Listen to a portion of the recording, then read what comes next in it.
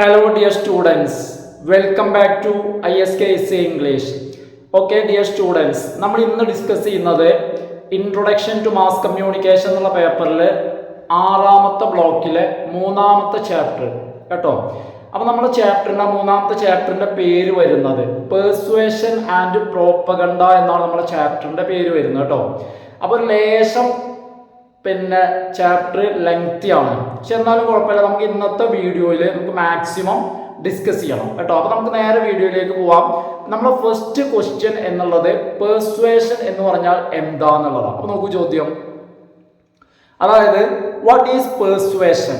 What is persuasion? Persuasion എന്ന് പറഞ്ഞാൽ എന്താന്നുള്ളതാണ് നമ്മളുടെ ഒന്നാമത്തെ question. Persuasion is the art of convincing someone to accept an idea, opinion or point of view. അപ്പോൾ perception എന്നുള്ളത് ഒരു വ്യക്തിയെ കൊണ്ട് ഒരു പോയിന്റ് ഓഫ് വ്യൂ, ഒരു കാഴ്ചപ്പാട് അല്ലെങ്കിൽ ഒരു അഭിപ്രായം അല്ലെങ്കിൽ ഒരു ഐഡിയ ഒരു വ്യക്തിയെ കൊണ്ട് ആക്സെപ്റ്റ് ചെയ്യിപ്പിക്കുന്ന ഒരു കഴിവ്. അതായത് നമ്മളുടെ ഒരു പോയിന്റ് ഓഫ് വ്യൂ അല്ലെങ്കിൽ നമ്മളുടെ ഒരു കാഴ്ചപ്പാട് അല്ലെങ്കിൽ നമ്മളുടെ ഒരു ഐഡിയയെ മറ്റൊരു വ്യക്തിയെ കൊണ്ട് ബോധ്യപ്പെടുത്തി അത് ഉൾക്കൊള്ളിക്കാം. Art of convincing someone to accept an idea. ഒരു ഐഡിയ ഒരാൾക്ക് ബോധ്യപ്പെടുത്തി അയാളെ കൊണ്ട് അത് സ്വീകരിപ്പിക്കാം. It is a powerful tool used by individuals and organisations. Persuasion എന്നുള്ളത് ഇൻഡിവിജ്വൽസും അതുപോലെ തന്നെ ഓർഗനൈസേഷൻസ്, വ്യക്തികളും അതുപോലെ തന്നെ സ്ഥാപനങ്ങളും വളരെയധികം ഉപയോഗിക്കുന്ന ശക്തമായിട്ടുള്ള ഒരു ടൂളാണ് പെർസുവേഷൻ. എന്തിനു വേണ്ടി ഉപയോഗിക്കുന്നത്? To influence the behaviour, beliefs and attitudes of others. മറ്റുള്ളവരുടെ ആറ്റിറ്റ്യൂഡ് അതുപോലെ തന്നെ ബിലീഫ്സ്, ബിഹേവിയർ ഇതൊക്കെ ഇൻഫ്ലുവൻസ് ചെയ്യുന്നതിന് വേണ്ടി വളരെയധികം ഓർഗനൈസേഷൻസും അതുപോലെ തന്നെ ഇൻഡിവിജ്വൽസും പെർസുവേഷൻ എന്ന് പറയുന്ന ടൂൾ വളരെയധികം ഉപയോഗിക്കാറുണ്ട്. It can be used to sell a product. ഈ ഒരു ടൂൾ ഉണ്ടല്ലോ, പെർസുവേഷൻ എന്ന് പറയുന്ന ടൂള്, അതായത് മറ്റൊരാളെ പ്രേരിപ്പിക്കാം. ഈ ടൂള് പ്രധാനമായിട്ട് ഉപയോഗിക്കുന്നത് സെൽ എ പ്രോഡക്റ്റ്, ഒരു ഉൽപ്പന്നം വിൽക്കുന്നതിന് വേണ്ടി. അതുപോലെ തന്നെ പ്രൊമോട്ട് എ പൊളിറ്റിക്കൽ അജണ്ട, ഒരു രാഷ്ട്രീയമായിട്ടുള്ള ഒരു അജണ്ട, ഒരു തീരുമാനം അല്ലെങ്കിൽ ഒരു കാര്യത്തെ പ്രൊമോട്ട് ചെയ്യാൻ. Or convince someone to adopt a new idea or lifestyle. ഒരു പുതിയ ജീവിത രീതി അല്ലെങ്കിൽ ഒരു പുതിയ ആശയത്തെ മറ്റുള്ളവരെ കൊണ്ട് സ്വീകരിപ്പിക്കുന്നതിന് വേണ്ടി, മറ്റുള്ളവരെ കൺവിൻസ് ബോധ്യപ്പെടുത്തുന്നതിന് വേണ്ടി പെർസുവേഷൻ എന്ന് പറയുന്ന ടൂൾ വളരെയധികം ഉപയോഗിക്കാറുണ്ട്. The art of persuasion involves. Persuasion എന്ന് പറയുന്ന കലയിൽ ഉൾക്കൊള്ളുന്നു ദ യൂസ് ഓഫ് ലാംഗ്വേജ്. എന്ത്? ഭാഷയുടെ ഉപയോഗം. അതായത് മറ്റൊരാളെ സ്വാധീനിക്കണമെങ്കിൽ, പ്രേരിപ്പിക്കണമെങ്കിൽ ഭാഷ വേണം. ലാംഗ്വേജ് ഇവിടെ ഉപയോഗിക്കുന്നുണ്ട്. അതുപോലെ തന്നെ evidence, emotion and logic to convince someone to accept a particular argument. ഒരു പ്രത്യേക വാദം, ഒരു ആർഗ്യുമെന്റ് മറ്റുള്ളവരെ കൊണ്ട് ആക്സെപ്റ്റ് ചെയ്യിപ്പിക്കുന്നതിന് വേണ്ടി പെർസുവേഷൻ എന്ന് പറയുന്ന ടൂളില് ലോജിക്ക്, ഇമോഷൻ, എവിഡൻസ്, ലാംഗ്വേജ് എന്നിവയെല്ലാം ഉപയോഗിക്കുന്നു. അപ്പോൾ ഇത്രയാണ് നമുക്ക് പെർസുവേഷൻ എന്നുള്ളതിനെ കുറിച്ച് പറയാനുള്ളത്. അടുത്ത question, what are the techniques used in persuasion? പ്രധാനപ്പെട്ട ക്വസ്റ്റ്യൻ. എന്തെല്ലാം ടെക്നിക്സ് ആണ് പെർസുവേഷനിൽ ഉപയോഗിക്കുന്നത്? പെർസുവേഷനിൽ ഉപയോഗിക്കുന്ന ടെക്നിക്സ് എന്തൊക്കെയാണ്? നോക്കൂ, there are many techniques used in persuasion. പെർസുവേഷനിൽ ഒരുപാട് ടെക്നിക്സ് ഉപയോഗിക്കുന്നുണ്ട്. One of the most common technique is the use of emotional appeal. അതിൽ ഏറ്റവും പ്രധാനമായിട്ടുള്ള ടെക്നിക്കാണ് ഇമോഷണൽ അപ്പീൽ. ഒരാളെ വൈകാരികമായിട്ട് സ്വാധീനിക്കാം. വൈകാരികമായിട്ട് ഇമോഷണൽ അപ്പീൽ, അതായത് ഒരു നിലക്കും വീഴാത്ത, വഴങ്ങാത്ത ഒരാളാണെങ്കിൽ ഇമോഷണലി അയാളെ സ്വാധീനിക്കാം. ഇതാണ് ഒന്നാമത്തേത്. പെർസുവേഷനിൽ വരുന്ന ടെക്നിക്സിൽ ഒന്ന് ഇമോഷണൽ അപ്പീൽ കേട്ടോ, ഓർത്തു വെക്കാം. ഒന്ന്, ഇറ്റ് ഇൻവോൾവ്സ്, ഈ ഇമോഷണൽ അപ്പീൽ എന്ന് പറയുമ്പോൾ അതിൽ ഇൻവോൾവ് ചെയ്യുന്നത് പ്രധാനമായിട്ടും അതിൽ ഉപയോഗിക്കുന്നത് using language and images to evoke strong feelings in the audience. ഓഡിയൻസിന്റെ മനസ്സിൽ ശക്തമായിട്ടുള്ള ഫീലിങ്സ് ഉണ്ടാക്കുന്നതിന് വേണ്ടി ചില ഇമാജസ് അതുപോലെ തന്നെ ഭാഷയും ഉപയോഗിക്കുന്നു. അതായത് ഇപ്പൊ എന്താന്ന് വെച്ച് കഴിഞ്ഞാൽ ഞാൻ ആരെയും കളിയാക്കി പറയല്ല. ഇപ്പൊ നമ്മളൊരു വീഡിയോ ചെയ്യുമ്പോൾ നമ്മളെ സാമ്പത്തിക സ്ഥിതി കാണിക്കുന്നതിന് വേണ്ടി നമ്മളുടെ പരിതാപകരമായ അവസ്ഥ ഇമാജിൻ, നമ്മളെ വീടിന്റെ ചിത്രം. ചില ആളുകള്, അതായത് ഭർത്താവില്ലാത്ത ആളുകളാണെങ്കിൽ എന്ത് ചെയ്യും, മക്കളെ കൂടെ കൂട്ടും അല്ലെ. ഇപ്പൊ എന്താന്ന് വെച്ച് കഴിഞ്ഞാൽ ഇത് മറ്റുള്ളവരെ പെർസ്വേഡ് ചെയ്യാം, പെർസ്വേഷൻ ഒരു ടെക്നിക്കാണ്, അതാണ് ഇമാജിൻ. അതുപോലെ തന്നെ അത്തരത്തിലുള്ള വാക്കുകൾ, ലാംഗ്വേജ് ഉപയോഗിക്കുക കേട്ടോ. This can be done by appealing to their values, fears, hopes or desires. ഇവിടെ എന്താ ചെയ്യുന്നത്? ഇവിടെ ചെയ്യുന്നത് അതായത് ആളുകളെ ഇമോഷണലി അപ്പീൽ ചെയ്യുക എന്ന് പറയുമ്പോൾ ആളുകളെ നമ്മൾ ആളുകളെ സ്വാധീനിക്കുകയാണ്. ടു ദെയർ വാല്യൂസ്, അവരുടെ മൂല്യങ്ങളെ, അല്ലെങ്കിൽ ഫിയേഴ്സ്, ഭയം, ഹോപ്സ്, പ്രതീക്ഷകള്, ഓർ ഡിസയേഴ്സ്, ആഗ്രഹങ്ങളെ. കാരണം ഇപ്പൊ വീട്ടിൽ വന്നിട്ട് ആഗ്രഹങ്ങളെ, ഡിസയേഴ്സിൽ എന്ന് വെച്ച് കഴിഞ്ഞാല് ഇപ്പൊ എന്തെങ്കിലും ഒരു കുറിയിലോ മറ്റോ അതുപോലത്തെ സംവിധാനങ്ങളുണ്ടല്ലോ, ഈ പിന്നെ ചെയിന് പോലുള്ള സംഭവങ്ങൾ. അപ്പൊ അവരെന്താന്ന് വെച്ച് കഴിഞ്ഞാല് നമ്മളുടെ ഡിസയേഴ്സിലാണ് അവർ പിടിക്കുക. എന്നിട്ടാണ് എന്ത് ചെയ്യുക, പറഞ്ഞിട്ട് അവർ നമ്മളെ അവരുടെ രീതിയിലേക്ക് കൊണ്ടുവരും കേട്ടോ. ഇനി അപ്പോൾ ഇവിടുത്തെ ഒന്നാമത്തെ ടെക്നിക്ക് എന്ന് പറയുന്നത് ഇമോഷണൽ അപ്പീലാണ്. ഇനി രണ്ടാമത്തെ ടെക്നിക്ക് എന്ന് പറയുന്നത് എവിഡൻസ് ആണ്, തെളിവുകൾ നമ്മളെ മുന്നിൽ അല്ലേ. അപ്പൊ ഇത്തരം ആളുകൾ പറയുകയാണെങ്കിൽ പറയും ഇവർക്കൊക്കെ കാറ് കിട്ടിയിട്ടുണ്ട് എന്നൊക്കെ പറയും. അപ്പൊ ഇവിടെ ആളുകളെ പെർസ്വേഡ് ചെയ്യാൻ, പെർസ്വേഷനിൽ വരുന്ന രണ്ടാമത്തെ ടെക്നിക്ക് എവിഡൻസ് എന്നുള്ളതാണ്. Evidence can be used to support an argument. നമ്മളൊരു വാദം പറയും, ഒരു കാര്യം വാദിക്കുമ്പോൾ, ആർഗ്യൂ ചെയ്യുമ്പോൾ അതിന് സപ്പോർട്ടായിട്ടാണ് നമ്മൾ എവിഡൻസ് ഉപയോഗിക്കാം, പറയുന്ന കാര്യത്തെ സ്ഥാപിക്കാൻ വേണ്ടിയിട്ട്. അതുപോലെ തന്നെ ആൻഡ് മേക്ക് ഇറ്റ് മോർ പെർസ്വസീവ്, നമ്മൾ ആ പറയുന്ന കാര്യത്തെ കൂടുതൽ പെർസ്വസീവ് ആക്കുക, അതായത് ആളുകളെ കൂടുതൽ സ്വാധീനിക്കുന്നതാക്കി മാറ്റാൻ വേണ്ടി നമ്മൾ എവിഡൻസ് ഉപയോഗിക്കുന്നു. This can be done by presenting, അതായത് നമ്മൾ ഇവിടെ എന്താ ചെയ്യുന്നത്, പ്രസന്റിങ് ഫാക്റ്റ്. നമ്മൾ ചില ഫാക്റ്റുകൾ, സ്റ്റാറ്റിസ്റ്റിക്സ്, കണക്കുകൾ, അതുപോലെ തന്നെ എക്സ്പേർട്ട് ഒപ്പീനിയൻസ്, ഏതു മേഖലയാണെങ്കിൽ ആ മേഖലയിൽ അഗ്രഗണ്യന്മാരായിട്ടുള്ള ആളുകൾ അവരുടെ അഭിപ്രായങ്ങൾ, അതുപോലെ തന്നെ ചില രേഖകൾ, ചില ഫാക്റ്റുകൾ, സ്റ്റാറ്റിസ്റ്റിക്സ്, കണക്കുകളൊക്കെ നമ്മൾ ഓഡിയൻസിന്റെ മുന്നിൽ പ്രസന്റ് ചെയ്യും. അങ്ങനെ എളുപ്പത്തിൽ അവരെ കൊണ്ട് നമുക്ക് വിശ്വസിപ്പിക്കാൻ പറ്റും. അപ്പൊ അതിന്റെ രണ്ടാമത്തെ ടെക്നിക്കാണ് എവിഡൻസ് നിരത്തുക എന്നുള്ളത്. മൂന്നാമത്തെ ടെക്നിക്ക് എന്ന് പറയുന്നത് പെർസുവേഷനിൽ ഉപയോഗിക്കുന്ന ലോജിക്കാണ്, യുക്തി വേണം സംസാരിക്കുമ്പോൾ. A persuasive argument must be logical and coherent. അതായത് നമ്മുടെ ഓഡിയൻസിന് മുന്നിൽ പെർസുവേസീവായിട്ട് സംസാരിക്കുമ്പോൾ നമ്മുടെ സംസാരം ലോജിക്കൽ ആയിരിക്കണം. അതായത് ഇതെങ്ങനെ ശരിയാകും എന്ന് ഓഡിയൻസിന് തോന്നരുത്. നമ്മൾ വളരെ ചിന്തിച്ച് യുക്തിയോടെ സംസാരിക്കണം. അതുപോലെ തന്നെ കൊഹിരന്റ്, നമ്മൾ പറയുന്ന കാര്യങ്ങൾക്ക് ഒരു യോജിപ്പ്, ഒരു ചേർച്ച വേണം. അതായത് നമ്മൾ പറയുന്ന കാര്യങ്ങൾ തമ്മിൽ ഒരു പൊരുത്തക്കേട് ഉണ്ടാവരുത്. പൊരുത്തക്കേട് വന്നു കഴിഞ്ഞാൽ എങ്ങനെ ഓഡിയൻസിന് നമ്മളുടെ വിശ്വാസം ഉണ്ടാവുക? ദിസ് ഇൻവോൾവ്സ്, അതായത് ഈ ലോജിക്ക് എന്ന് പറയുമ്പോൾ ഇതിൽ ഉൾക്കൊള്ളുന്നത് എന്തെല്ലാം കാര്യങ്ങൾ. നമ്മൾ കാര്യം പറയുമ്പോൾ, നമ്മളൊരു വിഷയം പറയുമ്പോൾ അതിൽ ലോജിക്ക് ഉണ്ടാകുന്നതിന് വേണ്ടി നമ്മൾ എന്തെല്ലാം കാര്യങ്ങളാണ് നമ്മൾ ശ്രദ്ധിക്കേണ്ടത്? അതായത് ലോജിക്കിന് വേണ്ടിയിട്ട് നമ്മൾ ഉൾക്കൊള്ളിക്കേണ്ടത് ഇൻവോൾവ്സ് യൂസിങ് റീസൺ, അതായത് റീസൺ വേണം, അതായത് യുക്തി വേണം. നമ്മൾ മണ്ടന്മാരായിട്ട് സംസാരിക്കരുത്. അതുപോലെ തന്നെ evidence to support a particular position, നമ്മളുടെ ഒരു നിശ്ചിത പൊസിഷൻ എന്ന് വെച്ച് കഴിഞ്ഞാൽ നമ്മളൊരു നിലപാട്, ഒരു സ്റ്റാൻഡ്, ആ സ്റ്റാൻഡ് ശരിയാണെന്ന് വെക്കുന്ന എവിഡൻസ്, തെളിവുകൾ കാണിച്ചു കൊടുക്കണം. അതായത് ഒരു മാസം കൊണ്ട് നിങ്ങൾക്ക് ഇത്ര രൂപ ഉണ്ടാക്കാമെന്ന് നമ്മൾ പറയുമ്പോൾ അത്ര രൂപ ഉണ്ടാക്കിയ ഒരാളുടെ പേരും അയാളുടെ ഒരു ബാങ്ക് അക്കൗണ്ട് സ്റ്റേറ്റ്മെന്റ്, അതാണ് എവിഡൻസ്. അത് കാണിച്ചു കൊടുത്തു കഴിഞ്ഞാൽ പെട്ടെന്ന് എന്ത് ചെയ്യും, ഓഡിയൻസിന് ബോധ്യമാവും.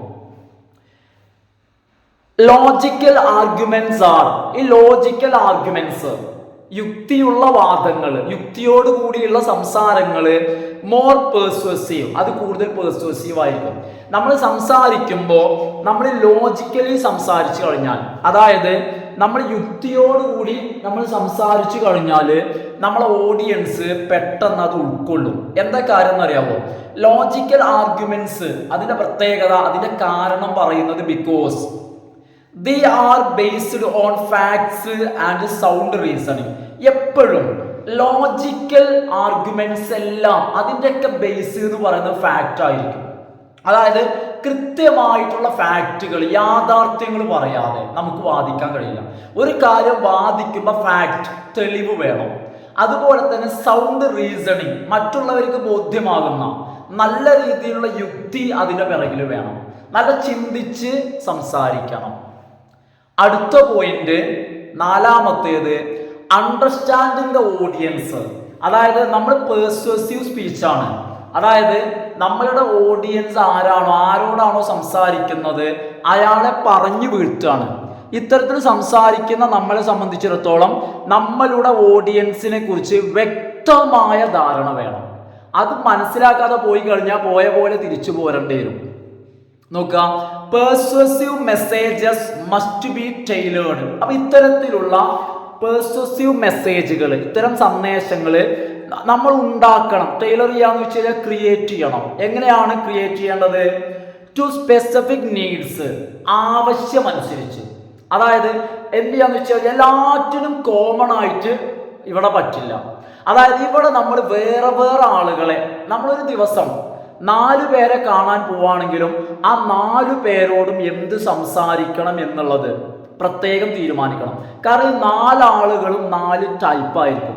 അപ്പൊ അതുകൊണ്ടാണ് പറയുന്നത് മെസ്സേജ് എന്തായിരിക്കണം, സംസാരിക്കേണ്ട കാര്യങ്ങൾ must be tailored to the specific needs. അതായത് പ്രത്യേക ആവശ്യം അനുസരിച്ച് തയ്യാറാക്കണം. ഓരോരുത്തരോട് സംസാരിക്കാൻ ഓരോന്ന് വേണം. അപ്പൊ അതാണ് പറയുന്നത് must be tailored to the specific needs, beliefs, attitude of the audience.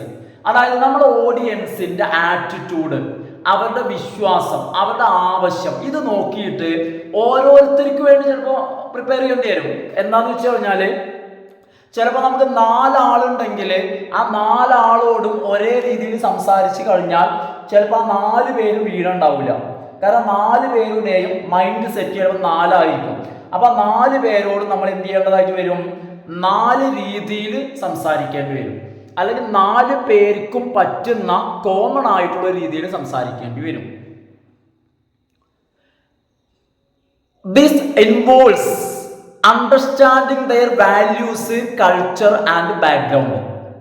അതായത് ഓഡിയൻസിനെ മനസ്സിലാക്കുക എന്ന് പറഞ്ഞാൽ അതിൽ ഇൻവോൾവ് ചെയ്യുന്നത് അണ്ടർസ്റ്റാൻഡിങ് ദെയർ വാല്യൂസ്, നമ്മുടെ ഓഡിയൻസിന്റെ മൂല്യങ്ങൾ മനസ്സിലാക്കുക, അവരുടെ കൾച്ചർ മനസ്സിലാക്കുക, അവരുടെ ബാക്ക്ഗ്രൗണ്ട്, സാമൂഹ്യ പശ്ചാത്തലം, കുടുംബ പശ്ചാത്തലം നോക്കുക. എന്നിട്ട് ഇതൊക്കെ മനസ്സിലാക്കിയിട്ട് എന്ത് ചെയ്യണം? ഇവരെ ഓരോരുത്തരെയും പേഴ്സ്വേഡ് ചെയ്യുന്ന രീതിയിൽ എന്ന് പറഞ്ഞാൽ അവരെ സുഖിപ്പിക്കുന്ന രീതിയിൽ സംസാരിക്കണം. എന്നാലേ അവർ നമ്മളെ വഴിയിലേക്ക് വരൂ, നമ്മുടെ ചാക്കിൽ അവർ വീഴുള്ളൂ. ഇനി മൂന്നാമത്തെ ക്വസ്റ്റ്യൻ. അപ്പൊ ഇതാണ് പേഴ്സ്വേഷനിൽ വരുന്ന ടെക്നിക്സ്. അടുത്ത ക്വസ്റ്റ്യൻ, മൂന്നാമത്തെ question, what are the uses of persuasion? പെർസ്വേഷന്റെ യൂസസ്, ഉപയോഗങ്ങൾ എന്തൊക്കെയാ? ചോദ്യം മാറുന്നത് ശ്രദ്ധിക്കട്ടോ. നേരത്തെ പറഞ്ഞ ഇതിൽ ഉപയോഗിക്കുന്ന ടെക്നിക്സ് ആണെങ്കിൽ ഇനി പറയുന്നത് പെർസ്വേഷന്റെ യൂസസ് ആണ്.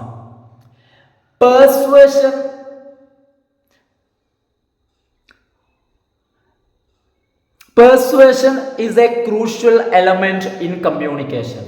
കമ്മ്യൂണിക്കേഷനെ സംബന്ധിച്ചിടത്തോളം നിർണായകമായിട്ടുള്ള ഒരു എലമെന്റ് ആണ് പെർസ്വേഷൻ എന്നുള്ളത്. It is used to influence individuals attitudes, beliefs and behaviours. ഈ പെർസ്വേഷൻ എന്നുള്ളത് ആളുകളുടെ ബിഹേവിയേഴ്സ്, ബിലീഫ്സ്, അതുപോലെ തന്നെ ആറ്റിറ്റ്യൂഡ്സ് ഇതിനൊക്കെ സ്വാധീനിക്കാന്. അപ്പൊ പ്രധാനമായിട്ടും പെർസ്വേഷൻ എന്ന് പറയുമ്പോൾ നമ്മളെ പ്രധാന ഉദ്ദേശം ആളുകളെ സ്വാധീനിക്കാം, ആളുകളെ ഇൻഫ്ലുവൻസ് ചെയ്യണം. അതാണ് പെർസ്വേഷന്റെ മുഖ്യമായിട്ടുള്ള യൂസ് എന്ന് പറഞ്ഞാൽ, ആളുകളെ ഇൻഫ്ലുവൻസ് ചെയ്യാം. The use of persuasion in communication include. കമ്മ്യൂണിക്കേഷനിലെ പെർസ്വേഷന്റെ ഉപയോഗം എന്ന് പറയുമ്പോൾ ഇതെല്ലാം അതിൽ ഉൾപ്പെടുന്നുണ്ട്.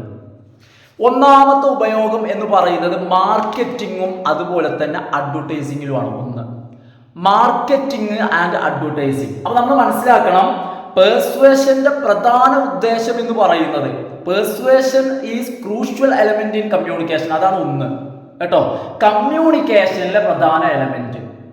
ഒന്നാമത്തെ ഉപയോഗം അതാണ്. ഒന്നാമത്തേത് പെർസ്വേഷൻ കമ്മ്യൂണിക്കേഷനിൽ ഉപയോഗിക്കുന്നു കേട്ടോ, അതാണ് ഒന്ന്.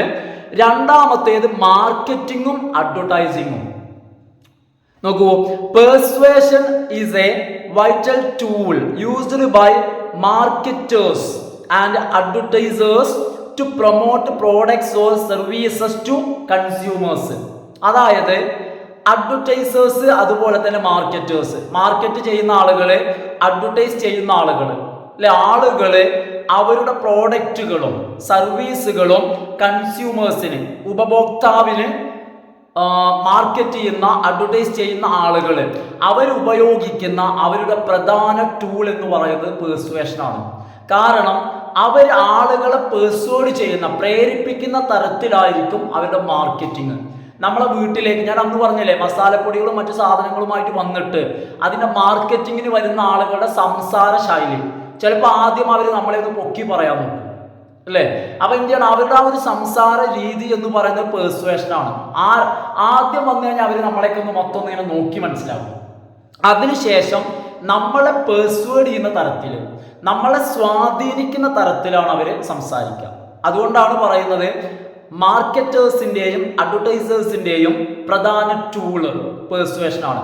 അവരുടെ പ്രോഡക്റ്റ് അല്ലെങ്കിൽ അവരുടെ സർവീസസ് കൺസ്യൂമേഴ്സിന് മുന്നിൽ പ്രൊമോട്ട് ചെയ്യുമ്പോൾ അവരുടെ പ്രധാന ആയുധമായിട്ട്, സംസാര ശൈലിയായിട്ട് ഉപയോഗിക്കുന്നത് പെർസ്വേഷനാണ്. ദേ യൂസ് പെർസ്വസീവ് ലാംഗ്വേജ്. കേട്ടാൽ തന്നെ നല്ല സുഖം തോന്നുന്ന പെർസ്വസീവ് ലാംഗ്വേജ്, നമ്മളെ സ്വാധീനിക്കുന്ന ഭാഷ ഉപയോഗിക്കും. നേരത്തെ പറഞ്ഞതുപോലെ തന്നെ images, videos to appeal to consumers. അതായത് കൺസ്യൂമേഴ്സിനെ അപ്പീൽ ചെയ്യാം, കൺസ്യൂമേഴ്സിനെ സ്വാധീനിക്കാം. അത് ഓരോരുത്തരെ മനസ്സിലാക്കും. അതിനനുസരിച്ച് സംസാരിച്ചു വീഴ്ത്താൻ പറ്റുന്നവരെ സംസാരിച്ചു വീഴ്ത്തും, വല്ല ചിത്രങ്ങൾ കാണിച്ചു തന്ന് വീഴ്ത്താൻ പറ്റുന്നവരെ, സ്വാധീനിക്കാൻ പറ്റുന്നവരെ ഇമേജസ്, അതല്ല ചിലർക്ക് വീഡിയോ കാണിച്ചു കൊടുക്കണമെന്നുണ്ടെങ്കിൽ അല്ലെ, ചില ഉൽപ്പന്നങ്ങൾ കൊണ്ടുവന്നിട്ട് പറയും അല്ലെ, അതായത് ഇതുകൊണ്ട് ഇങ്ങനെ ചെയ്യാൻ പറ്റും, എന്നിട്ട് ചെയ്യുന്ന വീഡിയോ കാണിച്ചു തരും. അപ്പൊ ഇത്തരത്തില് വീഡിയോസ്, ഇമേജസ്, ലാംഗ്വേജ് എങ്ങനെയാണോ പെർസ്വേഡ് ചെയ്യാൻ പറ്റുക ആ തരത്തിലൊക്കെ മാർക്കറ്റേഴ്സും അഡ്വർടൈസേഴ്സും അവരുടെ പ്രോഡക്റ്റുകളും സർവീസുകളും പ്രൊമോട്ട് ചെയ്യുമ്പോൾ പ്രധാന ടൂളായിട്ട് പെർസ്വേഷൻ ഉപയോഗിക്കുന്നു. രണ്ട്, പൊളിറ്റിക്കൽ കമ്മ്യൂണിക്കേഷൻ. രാഷ്ട്രീയമായ സംസാരങ്ങളിലും തന്നെയാ, കാരണം വോട്ട് ചെയ്യാത്ത ആൾക്കാരെ കൂടി പറഞ്ഞു ചെയ്യിപ്പിക്കും അല്ലെ. അപ്പൊ നോക്കൂ, persuasion is used in political communication. എന്തിനു വേണ്ടി? To influence voters opinions and behaviours. അതായത് വോട്ടേഴ്സിന്റെ സ്വഭാവം, അവരുടെ അഭിപ്രായങ്ങളെ സ്വാധീനിക്കാൻ. അതായത് അവരാർക്ക് വോട്ട് ചെയ്യും, എന്താണ് അവരുടെ മനസ്സിൽ, അവരുടെ അഭിപ്രായം എന്താ, അതിനെ സ്വാധീനിക്കാം. അവരുടെ മനസ്സിലുള്ളത് മാറ്റിയിട്ട് നമ്മളുടെ അഭിപ്രായത്തിലേക്ക് അവരെ കൊണ്ടുവരിക. Political campaigns use persuasive techniques to appeal to voters and win their support. അതായത് പൊളിറ്റിക്കൽ ക്യാമ്പയിനുകൾ നടക്കും, രാഷ്ട്രീയമായ ചർച്ചകളും പരിപാടികളും. അവിടെയൊക്കെ പ്രധാനമായിട്ടും വോട്ടേഴ്സിനെ സ്വാധീനിക്കുന്നതിനും അതുപോലെ തന്നെ അവരുടെ സപ്പോർട്ട് നമുക്ക് ലഭിക്കുന്നതിനും വേണ്ടി, നമ്മളുടെ പാർട്ടിയിലേക്ക് അവരെ കൊണ്ടുവരുന്നതിനു വേണ്ടി പൊളിറ്റിക്കൽ ക്യാമ്പയിൻസിൽ ഉപയോഗിക്കുന്ന പ്രധാന ടൂൾ എന്ന് പറയുന്നത് എന്താണ്? ഈ പറയപ്പെടുന്ന പെർസ്വേഷൻ എന്നുള്ളതാണ്. അതായത് പറഞ്ഞ് എന്ത് ചെയ്യും, അവരെ സ്വാധീനിച്ച് നമ്മളെ വഴിയിലേക്ക് കൊണ്ടുവരും. അതായത് എല്ലാ രാഷ്ട്രീയ പാർട്ടികളും തന്നെ കാരണം മാർക്സിസ്റ്റ് പാർട്ടി വന്നു കഴിഞ്ഞാൽ ആ വീട്ടുകാർ വിചാരിക്കും ആ മാർക്സിസ്റ്റ് പാർട്ടിക്ക് തന്നെ ചെയ്യണം. അടുത്തതായിട്ട് കോൺഗ്രസ്സുകാർ വരും, അതോടുകൂടി വീട്ടുകാരുടെ നിലപാട് മാറും.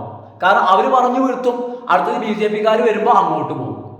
ഇങ്ങനെ എന്താ കാരണം? ഓരോ പാർട്ടിക്കാരുടെയും സംസാര രീതി, സ്റ്റൈൽ എന്ന് പറയുന്നത് പെർസുവേഷനാണ്. ഇതന്നെ ഓരോരുത്തരും ഉപയോഗിക്കുന്നത്. ഇനി അടുത്തത് പബ്ലിക് റിലേഷൻസ്. അതായത് ഇപ്പൊ നമ്മൾ എന്താണ് ഡിസ്കസ് ചെയ്യുന്നത്, ഇതിന്റെ യൂസസ് ആണ്, ഇത് എവിടേക്ക് ഉപയോഗിക്കുന്നു എന്നുള്ളതാണ്. പബ്ലിക് റിലേഷൻസ് അതായത് പൊതുവായിട്ടുള്ള ബന്ധങ്ങളിൽ. Persuasion is used in public relations to promote a positive image of an organization or a brand. ഇപ്പൊ നമ്മളൊരു ഷോപ്പിലോ മറ്റോ ചെന്ന് കഴിഞ്ഞാൽ, ഈ കാറ് വാങ്ങാനോ മറ്റോ ചെന്ന് കഴിഞ്ഞാൽ എന്ത് ചെയ്യും? അവരെ കുറിച്ച് നമുക്കൊരു പോസിറ്റീവ് ആയിട്ടുള്ള ഇമേജ് നമുക്ക് അവർ നൽകാൻ വേണ്ടി അവരുപയോഗിക്കുന്നതും പെർസുവേഷനാണ്. കാരണം അവരുടെ പെരുമാറ്റം, സംസാരം, നമുക്ക് ജ്യൂസ് തരുന്നു, പിടിച്ചിരുത്തുന്നു, അല്ലെ? അപ്പൊ ഇത് എന്താണ് ഇത് സംഭവം? Persuasion is used in public relations to promote. അവരുടെ ഉദ്ദേശം ഇതാണ്, promote positive image of an organisation or brand. അവരുടെ ബ്രാൻഡ് അല്ലെങ്കിൽ അവരുടെ സ്ഥാപനം, അതിന്റെ ഒരു പോസിറ്റീവ് ഇമേജ് നമ്മളിൽ ഉണ്ടാക്കിയെടുക്കണം നമ്മൾ പോരുമ്പോൾ. കാരണം നമ്മൾ നാലാളോട് അതിനെക്കുറിച്ച് പറയും. അപ്പൊ അതിനു വേണ്ടി അവര് നമ്മളെ മുന്നിൽ ഉപയോഗിക്കുന്ന ടൂള് ഭീഷണിയുടെ സ്വരമല്ല, പെർസുവേഷന്റെ സ്വരമാണ് അവർ ഉപയോഗിക്കുക. Public relations practitioners use. ഈ പബ്ലിക് റിലേഷൻ പ്രാക്ടീഷണേഴ്സ് അതായത് പബ്ലിക് റിലേഷൻ ഓഫീസർ എന്ന് പറഞ്ഞിട്ട് തന്നെ ഒരാളുണ്ടായിരുന്നു, നന്നായി സംസാരിക്കാൻ കഴിയണം. അപ്പൊ ഇവരുടെ ടൂൾ എന്ന് പറയുന്നത് persuasive strategies to influence public perception. അതായത് പബ്ലിക് പെർസെപ്ഷൻ അതായത് വരുന്ന ആളുകൾ അവരുടെ ഒരു ഇൻഫ്ലുവൻസ്, അവരെ സ്വാധീനിക്കുന്നതിന് വേണ്ടി ഇത്തരത്തില് പബ്ലിക് പ്രാക്ടീഷണേഴ്സിന് അവർക്ക് അവരുടേതായിട്ടുള്ള ചില പെർസുവേസീവ് സ്ട്രാറ്റജീസ് ഉണ്ടാവും. അതായത് എങ്ങനെ പെരുമാറണം, എങ്ങനെ സംസാരിക്കണം, എങ്ങനെയാണ് മീറ്റ് ചെയ്യേണ്ടത്, അല്ലെ? ഒരു കസ്റ്റമറെ എങ്ങനെ ഡീൽ ചെയ്യണം, ഇതൊക്കെ സംബന്ധിച്ച് ഇവർക്ക് ഇവരുടേതായിട്ടുള്ള പെർസുവേസീവ് സ്ട്രാറ്റജീസ് ഉണ്ടാവും, ആളെ വീഴ്ത്താനുള്ള സ്ട്രാറ്റജി. കാരണം നമ്മൾ എന്തെന്നെ കാട്ടിക്കഴിഞ്ഞാൽ അവർ സേർന്നേ വിളിക്കുള്ളൂ, അവർക്ക് ദേഷ്യം വരില്ല. കാരണം അതൊക്കെ ഇതിന്റെ ഭാഗമാണ്. പിന്നെ അതുപോലെ തന്നെ അടുത്തത് പെർസുവേഷൻ എഡ്യൂക്കേഷൻ. ടീച്ചേഴ്സും ഇത് ഉപയോഗിക്കും. ആരും ഉപയോഗിക്കും? ടീച്ചേഴ്സ്. ഒന്ന് നോക്കി നോക്കൂ. Persuasion is used in education. എഡ്യൂക്കേഷനിലും ഈ ഒരു പെർസുവേഷൻ ഉപയോഗിക്കുന്നുണ്ട്. എന്തിനു വേണ്ടിയിട്ട്? To change students attitudes. അതായത് വിദ്യാർത്ഥികളുടെ ആറ്റിറ്റ്യൂഡ്, വിദ്യാർത്ഥികളുടെ മനോഭാവം അല്ലെങ്കിൽ വിദ്യാർത്ഥികളുടെ സ്വഭാവത്തിൽ, ആറ്റിറ്റ്യൂഡില് ആൻഡ് ബിഹേവിയേഴ്സ്, കുട്ടികളുടെ പെരുമാറ്റവും അവരുടെ ആറ്റിറ്റ്യൂഡും ഒന്ന് മാറ്റിയെടുക്കുന്നതിന് വേണ്ടി അധ്യാപകര് പെർസുവേഷൻ എന്ന് പറയുന്ന ടൂള് പ്രയോഗിക്കും. Teachers use persuasive communication to motivate students and encourage them to learn. അതായത് ടീച്ചേഴ്സ് പെർസുവേസീവ് കമ്മ്യൂണിക്കേഷൻ, വളരെ പെർസുവേസീവ് ആയിട്ട് പ്രേരിപ്പിക്കുന്ന തരത്തിൽ ടീച്ചേഴ്സ് സ്റ്റുഡൻസിനോട് സംസാരിക്കും. എന്തിനു വേണ്ടിയിട്ട്? പഠന കാര്യത്തിൽ, പഠിക്കുന്ന കാര്യത്തിൽ കുട്ടികളെ മോട്ടിവേറ്റ് ചെയ്യുന്നതിനും എൻകറേജ് ചെയ്യുന്നതിനും. കാരണം ചില കുട്ടികളോട് നമ്മൾ എന്ത് പറഞ്ഞിട്ടും കാര്യം ഉണ്ടാവില്ല. അവരെ അടിച്ചിട്ടോ മറ്റോ ചീത്ത പറഞ്ഞിട്ടോ ഇമ്പോസിഷൻ കൊടുത്തിട്ടോ ഒരു കാര്യം ഉണ്ടാവില്ല. അപ്പൊ പിന്നെ ലാസ്റ്റ് ഒരു വഴി എന്തായിരിക്കും? പെർസുവേഷൻ. അവരെ ഒന്ന് പ്രേരിപ്പിക്കാം, അവരെ ഒന്ന് സ്വാധീനിക്കാം. ലാസ്റ്റ് ഒരു പ്രയോഗം, ചില ടീച്ചേഴ്സ് ഇത്തരത്തില് കുട്ടികളെ പഠനത്തിന്റെ വഴിയിലേക്ക് കൊണ്ടുവരാം പെർസുവേസീവ് കമ്മ്യൂണിക്കേഷൻ ആ ടൂള് ഉപയോഗിക്കാറുണ്ട്. അതുപോലെ തന്നെ അടുത്തതായിട്ട് ഹെൽത്ത് കമ്മ്യൂണിക്കേഷൻ, ആരോഗ്യ മേഖലയിലും ഉപയോഗിക്കും. ആരോഗ്യ മേഖലയിൽ എന്താണ് പെർസുവേഷന്റെ റോള് എന്ന് കേട്ടോളൂ. Persuasion is used in health communication. അതായത് ചില ആളുകളുണ്ടാവും എത്ര പറഞ്ഞാലും മദ്യപാനവും പുകവലിയും നിർത്തൂല. അപ്പൊ അത്തരം മേഖലയിൽ അവിടെ നമ്മൾ എന്ത് ചെയ്യും? പെർസുവേഷൻ ഉപയോഗിക്കും. എന്തിനു വേണ്ടിയിട്ട്? ടു പ്രൊമോട്ട് ഹെൽത്തി ബിഹേവിയേഴ്സ്, നല്ല സ്വഭാവ രീതികളെ പ്രോത്സാഹിപ്പിക്കാം. And encourage individuals to make positive changes in their lifestyles. അതുപോലെ തന്നെ ആളുകളുടെ ജീവിത രീതിയിൽ പോസിറ്റീവ് ആയിട്ടുള്ള മാറ്റങ്ങൾ കൊണ്ടുവരാം. അങ്ങനെ മാറ്റങ്ങൾ കൊണ്ടുവരണമെങ്കിൽ ഒരാളോട് പറയാണ് മര്യാദക്ക് താൻ ഡെയിലി കുളിച്ചോ എന്ന് പറഞ്ഞാൽ ഒരാൾ കുളിക്കണം എന്നില്ല. അപ്പൊ നമ്മൾ അയാളെ സ്വാധീനിക്കണം നമ്മുടെ സംസാരത്തിലൂടെ. അങ്ങനെ അയാൾക്ക് എന്ത് ചെയ്യണം? നമ്മളോട് ഇഷ്ടം തോന്നണം, നമ്മൾ പറയുന്നത് അയാൾ കേൾക്കണം. ഹെൽത്ത് ക്യാമ്പയിൻസ് യൂസ്, നമ്മുടെ നാട്ടിൽ ഹെൽത്ത് ക്യാമ്പയിനൊക്കെ ഉണ്ടാവും അല്ലേ? അപ്പൊ അത്തരം ഹെൽത്ത് ക്യാമ്പയിനുകളിലൊക്കെ ഉപയോഗിക്കുന്നത് പെർസ്വസീവ് സ്ട്രാറ്റജീസ് ആണ്. To encourage individuals to exercise, eat healthy, quit smoking. അപ്പൊ എന്തിനു വേണ്ടിയിട്ട്? ആളുകളെ ആരോഗ്യകരമായ ജീവിത രീതികൾ പ്രാക്ടീസ് ചെയ്യുക. ഏതുപോലെ? ആളുകളെ കൊണ്ട് എക്സസൈസ് ചെയ്യിപ്പിക്കുക, ആരോഗ്യകരമായിട്ട് ഭക്ഷണം കഴിക്കുക, പുകവലി പോലുള്ള ശീലങ്ങളിൽ ഉപേക്ഷിക്കുക. അപ്പൊ ഇത്തരം കാര്യങ്ങളിൽ ആളുകളെ എൻകറേജ് ചെയ്യാം. ഇതൊക്കെ ആളുകളോട് പോയിട്ട് ഓർഡറിന്റെ സ്വരത്തിൽ പറഞ്ഞു കഴിഞ്ഞാൽ പോയി പണി വെക്കാൻ പറയും. അപ്പൊ ഇതൊക്കെ പറയാൻ പറ്റിയ സ്വരം, പറ്റിയ ടോണാണ് പെർസ്വസീവ്. ആദ്യം നമ്മൾ അവരെ കയ്യിലെടുക്കണം, നമ്മളോട് ഇഷ്ടം അവർക്ക് ഉണ്ടാവണം. അതിന് നമ്മളെ സ്വരം പെർസ്വസീവ് ആയിരിക്കണം. നോക്കൂ, അടുത്ത ചോദ്യം 4ാമത്തെ ചോദ്യമാണ്. ഇത് അവിടെ കഴിഞ്ഞു കേട്ടോ. കാരണം അടുത്ത നമുക്ക് പറയാനുള്ളത് 4ാമത്തെ ക്വസ്റ്റ്യൻ ആണ്. 4ാമത്തെ ക്വസ്റ്റ്യൻ ഇതാണ്: അരിസ്റ്റോട്ടിൽസ് കോൺസെപ്റ്റ് ഓഫ് പെർസ്വേഷൻ. ഒരു പാരഗ്രാഫ് ക്വസ്റ്റ്യൻ. അതായത് പെർസ്വേഷനെ കുറിച്ച് അരിസ്റ്റോട്ടിൽ എന്തു പറയുന്നു? മഹാനായ ഗ്രേറ്റ് ചിന്തകൻ ഫിലോസഫർ അരിസ്റ്റോട്ടിൽ പെർസ്വേഷനെ കുറിച്ച് എന്താണ് പറഞ്ഞത്? Persuasion as defined by Aristotle in his work rhetoric. അരിസ്റ്റോട്ടിലിന്റെ പുസ്തകമാണ് റെട്ടറിക്. 2 പുസ്തകമാണ് ഫേമസ് ആയത്, പോയറ്റിക്സും റെട്ടറിക്കും. അപ്പോൾ ഈ ഒരു പോയറ്റിക്സ് എന്നുള്ളതിലാണ് കഥ, കവിത, ട്രാജഡി ഒക്കെ പറയുന്നത്.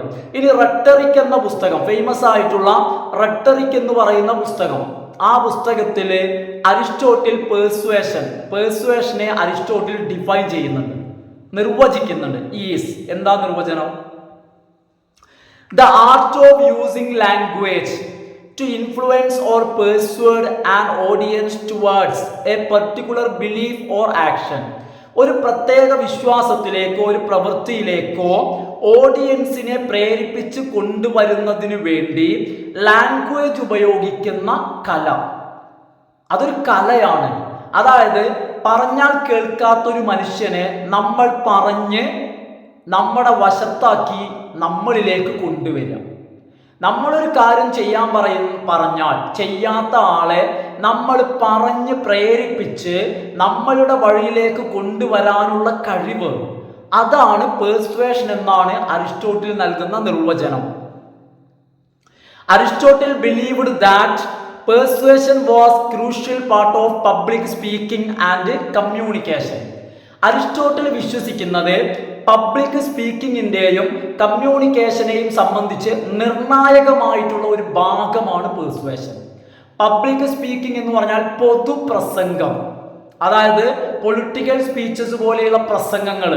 ഇത്തരം പ്രസംഗങ്ങളെ സംബന്ധിച്ചിടത്തോളം വളരെ നിർണായകമാണ് പെർസ്വേഷൻ. കാരണം എന്നാൽ മാത്രമേ നമ്മൾ പ്രസംഗിച്ചത് കൊണ്ട് കാര്യം ഉണ്ടാവുള്ളൂ. മുഴുവൻ ആളും കേട്ടില്ലെങ്കിലും ഒരു 10 ആളെങ്കിലും നമ്മൾ പറയുന്നത് കേൾക്കണമെങ്കിൽ നമ്മളുടെ സ്വരം പെർസ്വേഷന്റെ സ്വരമായിരിക്കണം. Aristotle's most influential contribution to the study of persuasion. പെർസ്വേഷനെ കുറിച്ചുള്ള പഠനത്തിന് വളരെ പ്രധാനപ്പെട്ട അരിസ്റ്റോട്ടിലിന്റെ സംഭാവന എന്താണെന്നറിയോ?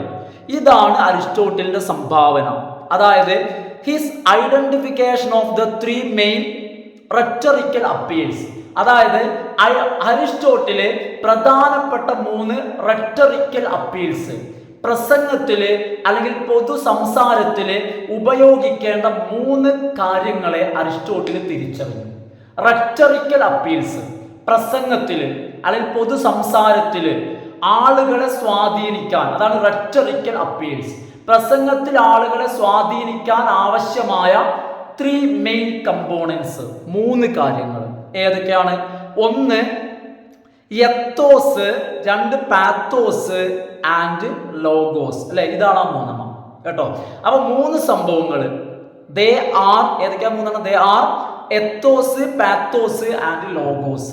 ഇനി എന്താണ് ethos? Ethos refers to the speaker's character. Ethos എന്ന് പറഞ്ഞാൽ സ്പീക്കറുടെ ക്യാരക്ടർ. കാരണം പറയുന്നവൻ മോശമാണെങ്കിൽ അയാൾ പറയുന്നത് ആൾക്കാർ വിശ്വസിക്കൂലല്ലോ. അപ്പൊ ഒന്നാമത്തെ എത്തോസ് എന്ന് പറഞ്ഞാൽ പറയുന്നവന്റെ ക്യാരക്ടറും ആൻഡ് ക്രെഡിബിലിറ്റി, അവന്റെ വിശ്വാസ്യത. ആളുകൾക്ക് അവനെ വിശ്വാസം വേണം. ഒന്നാമത്തേത്, പറയുന്നവന് ജനങ്ങൾക്കിടയിൽ ഒരു വിശ്വാസ്യത വേണം. അതായത് ശ്രദ്ധിക്കാം, ഇവിടെ വരുന്നത് 3 കാര്യങ്ങളാണ് പറയുന്ന ആൾക്ക് വേണ്ടത്. ഒന്ന്, ട്രസ്റ്റ് വർത്തിനെസ്. പറയുന്നവർക്ക് ആളുകൾക്കിടയിൽ ട്രസ്റ്റ് വർത്തിനെസ്, വിശ്വാസ്യത വേണം. ഇന്ന വ്യക്തിയാണോ പറഞ്ഞത് എന്നാൽ അത് ശരിയായിരിക്കും. അതുപോലെ അപ്പൊ ഒന്നാമത് വേണ്ടത് ട്രസ്റ്റ് വർത്തിനെസ്. രണ്ടാമത് പറയുന്ന ആൾക്ക് നോളേജ്, അറിവ് വേണം.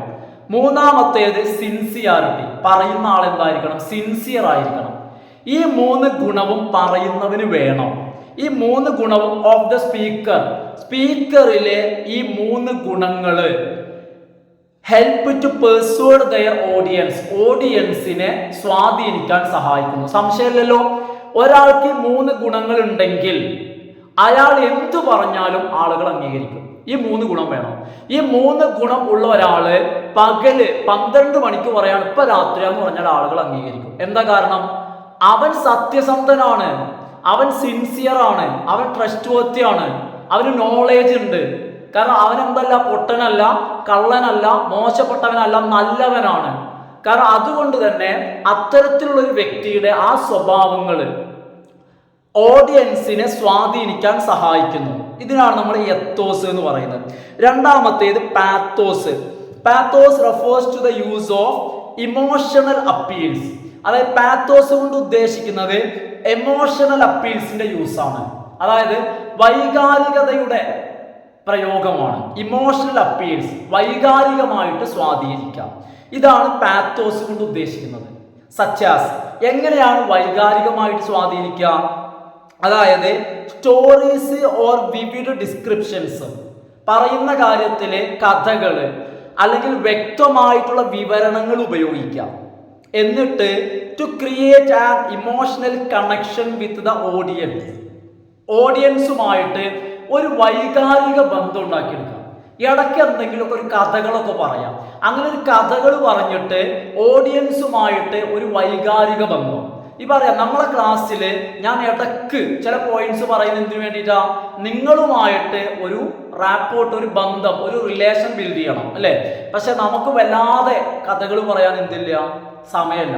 അപ്പൊ എന്താന്ന് വെച്ച് കഴിഞ്ഞാൽ അപ്പൊ ഇത്തരത്തില് ഓഡിയൻസുമായിട്ട് ഒരു കണക്ഷൻ ഉണ്ടാക്കാൻ ചില സ്റ്റോറീസോ അല്ലെങ്കിൽ വിവിധ ഡിസ്ക്രിപ്ഷൻസ്, വ്യക്തമായിട്ടുള്ള വ്യക്തതയുള്ള ചില വിവരണങ്ങൾ ഒക്കെ ഒന്ന് പറയാം. മൂന്നാമത്തേത് logos. Logos refers to the use of logical arguments. അതായത് സംസാരത്തിൽ അല്ലെങ്കിൽ പ്രസംഗത്തിൽ യുക്തിയുള്ള വാദങ്ങൾ, പൊട്ടത്തരങ്ങളല്ല, ലോജിക്കലായിട്ട് യുക്തിയുള്ള കാര്യങ്ങൾ. അതുപോലെ തന്നെ evidence to support a position, ഒരു പൊസിഷനെ, ഒരു നിലപാടിനെ സപ്പോർട്ട് ചെയ്യാൻ ആവശ്യമായിട്ടുള്ള തെളിവുകളും യുക്തിസഹജമായിട്ടുള്ള വാദങ്ങളും ഉന്നയിക്കാം. ഇൻ അരിസ്റ്റോട്ടിൽസ് വ്യൂ, അരിസ്റ്റോട്ടിലിന്റെ കാഴ്ചപ്പാടില് സക്സസ്ഫുൾ പെർസ്വേഷൻ റിക്വയേഴ്സ്, വളരെ സക്സസ്ഫുൾ ആയിട്ടുള്ള ഒരു പെർസ്വേഷൻ വിജയിക്കണമെങ്കിൽ ആവശ്യമാണ് എന്നാണ് അരിസ്റ്റോട്ടിൽ പറയുന്നത്. എന്താവശ്യമാണ്? An understanding of the audience and their beliefs, values and emotions.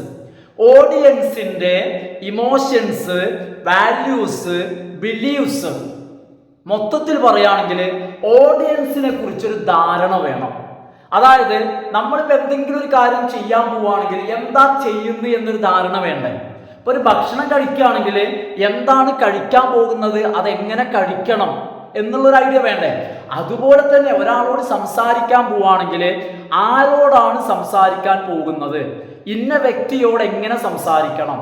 ചിലപ്പോൾ ചില ആളോട് സംസാരിക്കേണ്ട രീതി അറിഞ്ഞില്ലെങ്കിൽ അയാളുടെ കയ്യിൽ നിന്ന് എന്ത് ചെയ്യും? അടി വാങ്ങും. അപ്പൊ അതുകൊണ്ട് കൃത്യമായിട്ട് ഓഡിയൻസിനെ കുറിച്ചൊരു ധാരണ വേണം. The speaker must tailor their message to appeal to these factors. ഈ പറഞ്ഞ കാര്യങ്ങളില്ലേ, അതായത് ഓഡിയൻസിന്റെ ഇമോഷൻസ്, അതുപോലെ തന്നെ വാല്യൂസ്, ബിലീഫ്സ്, ഇവയൊക്കെ സ്വാധീനിക്കാൻ പറ്റിയ തരത്തിലായിരിക്കണം സ്പീക്കർ തന്റെ മെസ്സേജ് ടൈലർ ചെയ്യുക, മീൻസ് തുന്നി ഉണ്ടാക്കേണ്ടത്. കാരണം അതിന് പറ്റിയ രീതിയിലല്ലെങ്കിൽ അയാളുടെ ആ മെസ്സേജ് കൊണ്ട് ഒരു കാര്യം ഉണ്ടാവില്ല.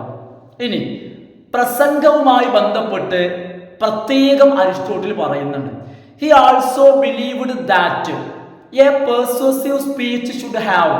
അരിസ്റ്റോട്ടിൽ പ്രത്യേകം പറയാണ്, ഒരു പെർസ്വസീവ് സ്പീച്ചിന്, അതായത് ആളുകളെ സ്വാധീനിക്കാൻ വേണ്ടി നടത്തുന്ന പ്രസംഗം, അതായത് ഇലക്ഷനോ മറ്റോ നമ്മൾ പ്രത്യേക ഉദ്ദേശം വെച്ച് നടത്തുന്ന പ്രസംഗം, ആ ഉദ്ദേശം നടക്കണ്ടേ, അത്തരം ഒരു പ്രസംഗമാണെങ്കിൽ നിർബന്ധമായിട്ടും ആ പ്രസംഗത്തിന് should have A clear structure, വ്യക്തമായ ഒരു ഘടന ഉണ്ടായിരിക്കണം.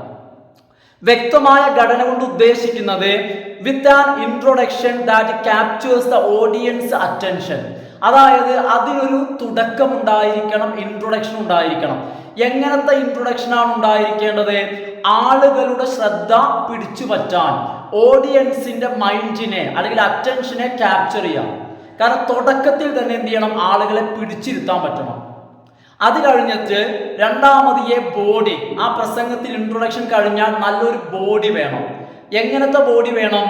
That presents evidence and arguments, അതായത് വാദങ്ങളും തെളിവുകളും പ്രസന്റ് ചെയ്യുന്ന, വെറും വാദങ്ങൾ മാത്രമായാൽ പറ്റില്ല, വെറും തെളിവുകളും മാത്രമായാലും പറ്റില്ല, എവിഡൻസും വേണം, അതേപോലെ തന്നെ അതിൻ്റെ കൂടെ ആർഗ്യുമെന്റ്സും വേണം. ഇനി എല്ലാം കഴിഞ്ഞിട്ട് അവസാനം ആൻഡ് എ കൺക്ലൂഷൻ, നല്ല ഒരു കൺക്ലൂഷനും വേണം. കൺക്ലൂഷൻ എന്ന് പറയുമ്പോൾ അവിടെയാണ് പ്രത്യേകത. കാരണം കൺക്ലൂഷൻ കഴിഞ്ഞാൽ ആളുകൾ അതോടുകൂടി പോവാണ്. ആ പോകുന്ന സമയത്ത് കൺക്ലൂഷൻ എന്ന് പറയുമ്പോൾ that summarises the main points, ആ കൺക്ലൂഷനിൽ എന്ത് ചെയ്യണം, പ്രധാന പോയിന്റ്സ് ഒക്കെ ഒന്ന് സമ്മറൈസ് ചെയ്യണം. അപ്പൊ എന്താന്ന് വെച്ച് കഴിഞ്ഞാൽ കൺക്ലൂഷനിൽ അതുവരെ കേട്ട മൊത്തം കാര്യങ്ങൾ അവരുടെ ഓർമ്മയിലേക്ക് ഒന്നുകൂടി വരണം. And leaves A lasting impression, എല്ലാം കഴിഞ്ഞു പോകുമ്പോഴും അവരുടെ മനസ്സിൽ എപ്പോഴും തങ്ങി നിൽക്കുന്ന ഒരു ഇംപ്രഷൻ അത് ഉണ്ടാക്കിയെടുക്കാൻ കഴിയണം. അതായത് പ്രസംഗമൊക്കെ പ്രസംഗിച്ചു, തുടക്കത്തിൽ നല്ല അഭിപ്രായം നമ്മളെ കുറിച്ച് ഉണ്ടായി, അവസാനമായി കഴിയുമ്പോൾ ആ അഭിപ്രായം കഴിഞ്ഞു പോകാൻ പാടില്ല. കാരണം പ്രസംഗത്തിന്റെ ലാസ്റ്റ് നമ്മൾ എന്ത് ശ്രദ്ധിക്കണം, ഇയാൾ എന്നും നമ്മൾ പറഞ്ഞ കാര്യങ്ങൾ ഓർക്കണം. അതിനുവേണ്ടി ലാസ്റ്റ് നമ്മൾ പറയുന്ന വരികൾ എന്തായിരിക്കണം, പൊങ്ങച്ചത്തിൻ്റെയോ അല്ലെങ്കിൽ പിന്നെ വെറുതെയോ പറയുന്ന വരികളാവാൻ പാടില്ല. നമ്മളുടെ അവസാന വാചകങ്ങൾ അല്ലെ, ഇത് കൃത്യമായിട്ട് ഇലക്ഷന് വോട്ട് ചോദിച്ചു വരുന്ന സ്ഥാനാർത്ഥി ശ്രദ്ധിക്കണം അല്ലെ. അതുപോലെ ലാസ്റ്റ് പറയുന്ന വരികള് ഓഡിയൻസിന്റെ മനസ്സിൽ എന്ത് ചെയ്യണം, ഒരു ലാസ്റ്റിംഗ് ഇംപ്രഷൻ, എന്നും ഒരു മതിപ്പ് ഒരു മതിപ്പായിട്ട് അതിങ്ങനെ നിലനിൽക്കണം. നോക്കൂ, അഞ്ചാമത്തെ question, explain the term propaganda. എന്താണ് പ്രോപ്പഗണ്ട എന്നുള്ളതാണ്. അത് പറഞ്ഞിട്ടില്ലല്ലോ. പ്രോപ്പഗണ്ട പാരഗ്രാഫ് കേട്ടോ, ഒരു 2 മാർക്കിന്റെ ക്വസ്റ്റ്യൻ ആണ് കേട്ടോ, 5 മാർക്കല്ല 2 മാർക്കിന്റെ, ശ്രദ്ധിച്ചോളൂ. Propaganda refers to the dissemination of information or ideas, അതായത് ഐഡിയാസ് അല്ലെങ്കിൽ ഇൻഫോർമേഷനെ ഡിസമിനേറ്റ് ചെയ്യുക. ഡിസമിനേറ്റ് ചെയ്യാന്ന് വെച്ച് കഴിഞ്ഞാൽ പ്രചരിപ്പിക്കാം, ആശയത്തെ പ്രചരിപ്പിക്കുക അല്ലെങ്കിൽ ആദർശം പ്രചരിപ്പിക്കുക, ആശയം അല്ലെങ്കിൽ ആദർശം അല്ലെങ്കിൽ വിശ്വാസം പ്രചരിപ്പിക്കുക. Often with a political or ideological agenda. അങ്ങനെ ഒരു ആശയം പ്രചരിപ്പിക്കുമ്പോൾ അതിൻ്റെ പിന്നിൽ രാഷ്ട്രീയപരമായിട്ടോ അല്ലെങ്കിൽ ആദർശപരമായിട്ടുള്ളതോ ആയ ഉദ്ദേശം കാണും. കൃത്യമായിട്ട് ആ ഒരു ഡിസമിനേഷൻ, ആശയപ്രചരണത്തിന് പിന്നിൽ ഒരു രാഷ്ട്രീയമായിട്ടോ ഐഡിയോളജിക്കലോ ആയിട്ടുള്ള ഒരു അജണ്ട ഉണ്ടായിരിക്കും. എന്തായിരിക്കും agenda? With the intention of influencing the opinions or behaviour of A targeted audience. ഒരു നിശ്ചിതമായിട്ടുള്ള വിഭാഗം, ഒരു നിശ്ചിത വിഭാഗം ആളുകൾ, ടാർഗറ്റഡ് ഓഡിയൻസ്, അവരുടെ ശ്രദ്ധയെയോ അല്ലെങ്കിൽ അവരുടെ പെരുമാറ്റത്തെയോ സ്വാധീനിക്കുക എന്ന കൃത്യമായ ഉദ്ദേശം. അപ്പോൾ ഒരു പ്രോപ്പഗണ്ട എന്ന് പറയുമ്പോൾ അതിൻ്റെ പിന്നിൽ കൃത്യമായ ഉദ്ദേശം ഉണ്ടാവും. അതായത് കൃത്യമായിട്ട് ഒരു നിശ്ചിത വിഭാഗം ആളുകൾ അവരുടെ പെരുമാറ്റത്തെയോ അല്ലെങ്കിൽ അവരുടെ അഭിപ്രായത്തെയോ സ്വാധീനിക്കുക എന്ന ഉദ്ദേശത്തോടു കൂടി വ്യക്തമായ രാഷ്ട്രീയമായതോ അല്ലെങ്കിൽ ആദർശപരമായതോ ആയ അജണ്ട അതിൻ്റെ പിറകിലുണ്ടായിരിക്കും. അത്തരത്തില് ചില ഇൻഫർമേഷൻ സ്പ്രെഡ് ചെയ്യുന്നതിനാണ് പ്രോപ്പഗണ്ട എന്ന് പറയുന്നത്.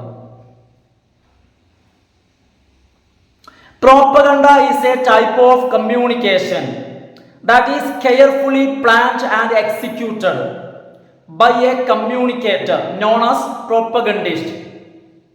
അപ്പോൾ പ്രോപ്പഗണ്ട എന്ന് വെച്ച് കഴിഞ്ഞാൽ അതൊരു കമ്മ്യൂണിക്കേഷൻ തന്നെയാണ്. പക്ഷെ എന്താ പ്രത്യേകത എന്ന് ചോദിച്ചു കഴിഞ്ഞാൽ വളരെ ശ്രദ്ധിച്ചിട്ടായിരിക്കും അത് പ്ലാൻ ചെയ്തിട്ടുണ്ടാവുക. അതായത് അതിൻ്റെ പ്ലാനിങ്ങിനും അതുപോലെ തന്നെ അത് എക്സിക്യൂട്ട് ചെയ്യാം, അതായത് അത് നടപ്പിൽ വരുത്തുന്ന രീതി. അപ്പോൾ വളരെ ശ്രദ്ധിച്ചിട്ടായിരിക്കും അത് പ്ലാൻ ചെയ്യാം. അതുപോലെ തന്നെ അത് എക്സിക്യൂട്ടിങ്ങിന്റെ പിന്നിലും എന്തുണ്ടായിരിക്കും, നല്ല പ്രാക്ടീസ് ഉണ്ടായിരിക്കും, അല്ലെങ്കിൽ നന്നായിട്ട് നല്ല രീതിയിൽ വർക്കൗട്ട് ചെയ്തിട്ടുണ്ടാവും. ഇനി മാത്രമല്ല, ഇത്തരത്തിലുള്ള പ്രോപ്പഗണ്ട കമ്മ്യൂണിക്കേറ്റ് ചെയ്യുന്ന ആളെ പറയുന്ന പേരാണ് പ്രോപ്പഗണ്ടിസ്റ്റ് എന്നാണ് പറയാ. Propagandist. The primary aim of propaganda is to influence. ഒരു പ്രോപ്പഗണ്ടയുടെ പ്രാഥമികമായിട്ടുള്ള ലക്ഷ്യം എന്നുള്ളത് influence individuals or groups to change their thinking or behaviour. അതായത് ആളുകളെ കൊണ്ട് അല്ലെങ്കിൽ ഒരു നിശ്ചിത ഗ്രൂപ്പിനെ കൊണ്ട് അവരുടെ ചിന്തയെയോ അവരുടെ ആശയത്തെയോ മാറ്റുക, ആളുകളെ കൊണ്ട് മാറി ചിന്തിപ്പിക്കുക, ആളുകളുടെ ചിന്താഗതി മാറ്റുക. ഇതായിരിക്കും പ്രോപ്പഗണ്ടയുടെ പിറകിലെ ഉദ്ദേശം. ഇനി അതല്ലെങ്കിൽ or reinforce their pre existing beliefs or action, അല്ലെങ്കിൽ അവരുടെ നിലവിലുള്ള വിശ്വാസത്തെ ഒന്നുകൂടി ശക്തിപ്പെടുത്താം. അപ്പോൾ ഒന്നുകിൽ എന്തായിരിക്കും, ഉള്ള വിശ്വാസത്തിൽ നിന്നും ആളുകളെ പിന്തിരിപ്പിച്ച് പുതിയ വിശ്വാസത്തിലേക്ക് കൊണ്ടുവരാം, അല്ലെങ്കിൽ ഉള്ള വിശ്വാസം ഒന്നും കൂടി ശക്തിപ്പെടുത്തുക. ഇതൊക്കെയാണ് പ്രോപ്പഗണ്ടയുടെ പിറകിലുള്ള ഉദ്ദേശങ്ങൾ. ഓക്കെ, അടുത്തത് ആറാമത്തെ question. What are the 3 types of propaganda? ഏതൊക്കെയാണ് 3 തരത്തിലുള്ള പ്രോപ്പഗണ്ടകൾ? അപ്പൊ നിങ്ങൾക്ക് ഒരു കാര്യം മനസ്സിലായി, പ്രോപ്പഗണ്ട 3 വിധമുണ്ട്. Propaganda has 3 distinct types. പ്രോപ്പഗണ്ടയ്ക്ക് 3 വ്യത്യസ്തമായ തരങ്ങളുണ്ട്. ഒന്ന് ബ്ലാക്ക് പ്രോപ്പഗണ്ട, അടുത്തത് ഗ്രേ പ്രോപ്പഗണ്ട, അടുത്തത് വൈറ്റ് പ്രോപ്പഗണ്ട. എന്നാൽ ഈ ഓരോന്നും പഠിച്ചാലോ, ഈസിയാണ്. ഒന്ന് ബ്ലാക്ക് പ്രോപ്പഗണ്ട. എന്താണ് ബ്ലാക്ക് പ്രോപ്പഗണ്ട എന്ന് വെച്ച് കഴിഞ്ഞാല്, black propaganda involves, black propaganda എന്ന് പറയുമ്പോൾ അതിൽ ഉൾക്കൊള്ളുന്നത് spreading lies or false information. അതായത് തെറ്റായ ഇൻഫോർമേഷനോ അല്ലെങ്കിൽ ലൈസ്, നുണകളോ പരത്തുക. തെറ്റ് അല്ലെങ്കിൽ നുണ പരത്തുക. ഇനി പരത്തുന്ന അല്ലെങ്കിൽ പറയുന്ന കാര്യം ഉണ്ടല്ലോ, പറയുന്ന information, while concealing the source of the information. ഇത് എവിടുന്ന് കിട്ടി എന്നുള്ളത് മറച്ചു വെക്കും. അതായത് കാര്യം നടന്നു പറഞ്ഞു പരത്തും, പക്ഷേ നമുക്കിത് എവിടുന്ന് കിട്ടി എന്നുള്ളത് ഒളിപ്പിച്ചു വെക്കും. ഇതിന്റെ സോഴ്സ്, നമ്മളോട് ഇത് ആര് പറഞ്ഞു, ഇത് നമ്മൾ പുറത്തു പറയില്ല. പകരം പറയുന്ന കാര്യം നുണയായിരിക്കും, നുണ പറഞ്ഞ് പരത്തുക. ഇത് എവിടുന്ന് കിട്ടിയെന്ന് പറയില്ല. ഇതാണ് ബ്ലാക്ക് അജണ്ട പ്രോപ്പഗണ്ട. ഇനി അടുത്തത് വൈറ്റ് പ്രോപ്പഗണ്ട. എന്താ നോക്കൂ, white propaganda is the dissemination of information. ഇവിടെ ചെയ്യുന്നതും നമ്മൾ ഇൻഫോർമേഷൻ സ്പ്രെഡ് ചെയ്യാം, അതായത് അറിവ് സ്പ്രെഡ് ചെയ്യുന്ന, ഇൻഫോർമേഷൻ സ്പ്രെഡ് ചെയ്യുന്നു. എന്നാൽ അടുത്തത് പറയേണ്ടത് വൈറ്റ് അല്ല, grey. Grey propaganda is characterised by, grey പ്രോപ്പഗണ്ടയുടെ സവിശേഷത ബൈ ആൻ ആംബിഗസ് സോഴ്സ്. നമ്മളൊരു കാര്യം പറയും, ആ പറയുന്ന കാര്യത്തിന്റെ ഉറവിടം ആംബിഗസ് ആയിരിക്കും. അതായത് പറയുന്നത് കള്ളമാണെന്ന് പറയുന്നില്ല. ഒരു ഇൻഫോർമേഷൻ എവിടുന്ന് കിട്ടി, നോ ഐഡിയ. അതായത് അതിന്റെ സോഴ്സ് ആംബിഗസ് ആയിരിക്കും. Or unclear truth of the information. ആ ഇൻഫോർമേഷനിൽ പറയുന്ന കാര്യം ഉണ്ടല്ലോ, അത് അൺക്ലിയർ ട്രൂത്ത് ആയിരിക്കും. അത് ശരിയാണോ, അതിന്റെ സത്യം വ്യക്തമാവില്ല. കാരണം എന്താ, ഇതിന്റെ സോഴ്സ് അറിയില്ല. കാരണം നേരത്തെ പറഞ്ഞത് ബ്ലാക്ക് എന്ന് പറയുമ്പോൾ പറയുന്ന കാര്യം തന്നെ എന്തേക്കാരം, കള്ളവൈകാരം. ഇവിടെ പറയുന്ന കാര്യം കള്ളമാണോ ശരിയാണോ എന്ന് അറിയില്ല. കാരണം അതിന്റെ സോഴ്സിന്റെ കാര്യത്തിൽ വ്യക്തതയില്ല. അതാണ് ഗ്രേ കേട്ടോ. അപ്പൊ സോഴ്സ് വ്യക്തമല്ലാത്തത് പോയിന്റ് ഓർക്കുക, ambiguous source that is grey. ഇനിയാണ് white propaganda is the dissemination of information. ഇവിടെ നമ്മൾ ഇൻഫോർമേഷൻ സ്പ്രെഡ് ചെയ്യുന്നു, ഡിസമിനേറ്റ് ചെയ്യുന്നു, പക്ഷേ ദാറ്റ് ഈസ് വെരിഫയബിൾ. ആ ഇൻഫോർമേഷൻ എന്താണ്? വെരിഫയബിൾ ആണ്, അത് വിശ്വാസയോഗ്യമാണ്. And comes from a trustworthy source. സത്യസന്ധമായിട്ടുള്ള സോഴ്സിൽ നിന്നുമാണ് ആ ഇൻഫോർമേഷൻ വന്നത്. അതിന്റെ സോഴ്സ് ആരാന്നറിയാം. ആ സോഴ്സ് ട്രസ്റ്റ് വർത്തി, വിശ്വസിക്കാവുന്ന സോഴ്സ് ആണെന്നും അറിയാം. ഇതാണ് വൈറ്റ് പ്രോപ്പഗണ്ട. ഇനി propaganda can take many forms. ഈ പ്രോപ്പഗണ്ടകള് പല രൂപത്തിൽ വരാം അല്ലേ? പ്രോപ്പഗണ്ട എന്ന് കേൾക്കുമ്പോൾ അത് പാട്ടായിട്ടാണോ വരിക, കഥയായിട്ടാണോ വരിക, മുദ്രാവാക്യമായിട്ടാണോ വരിക? എന്നാ പ്രോപ്പഗണ്ട പല രൂപത്തിൽ വരും. എങ്ങനെയൊക്കെ വരും? Including advertisements, speeches, posters, videos, social media പോസ്റ്റുകൾ, ഇങ്ങനെയൊക്കെ എന്ത് വരും? പ്രോപ്പഗണ്ട വരും. ഇനി propaganda can be both positive and negative. നമുക്ക് നേരത്തെ മനസ്സിലായി. അതായത് പ്രോപ്പഗണ്ടകള് കണ്ണടച്ച് വിശ്വസിക്കാൻ പറ്റില്ല.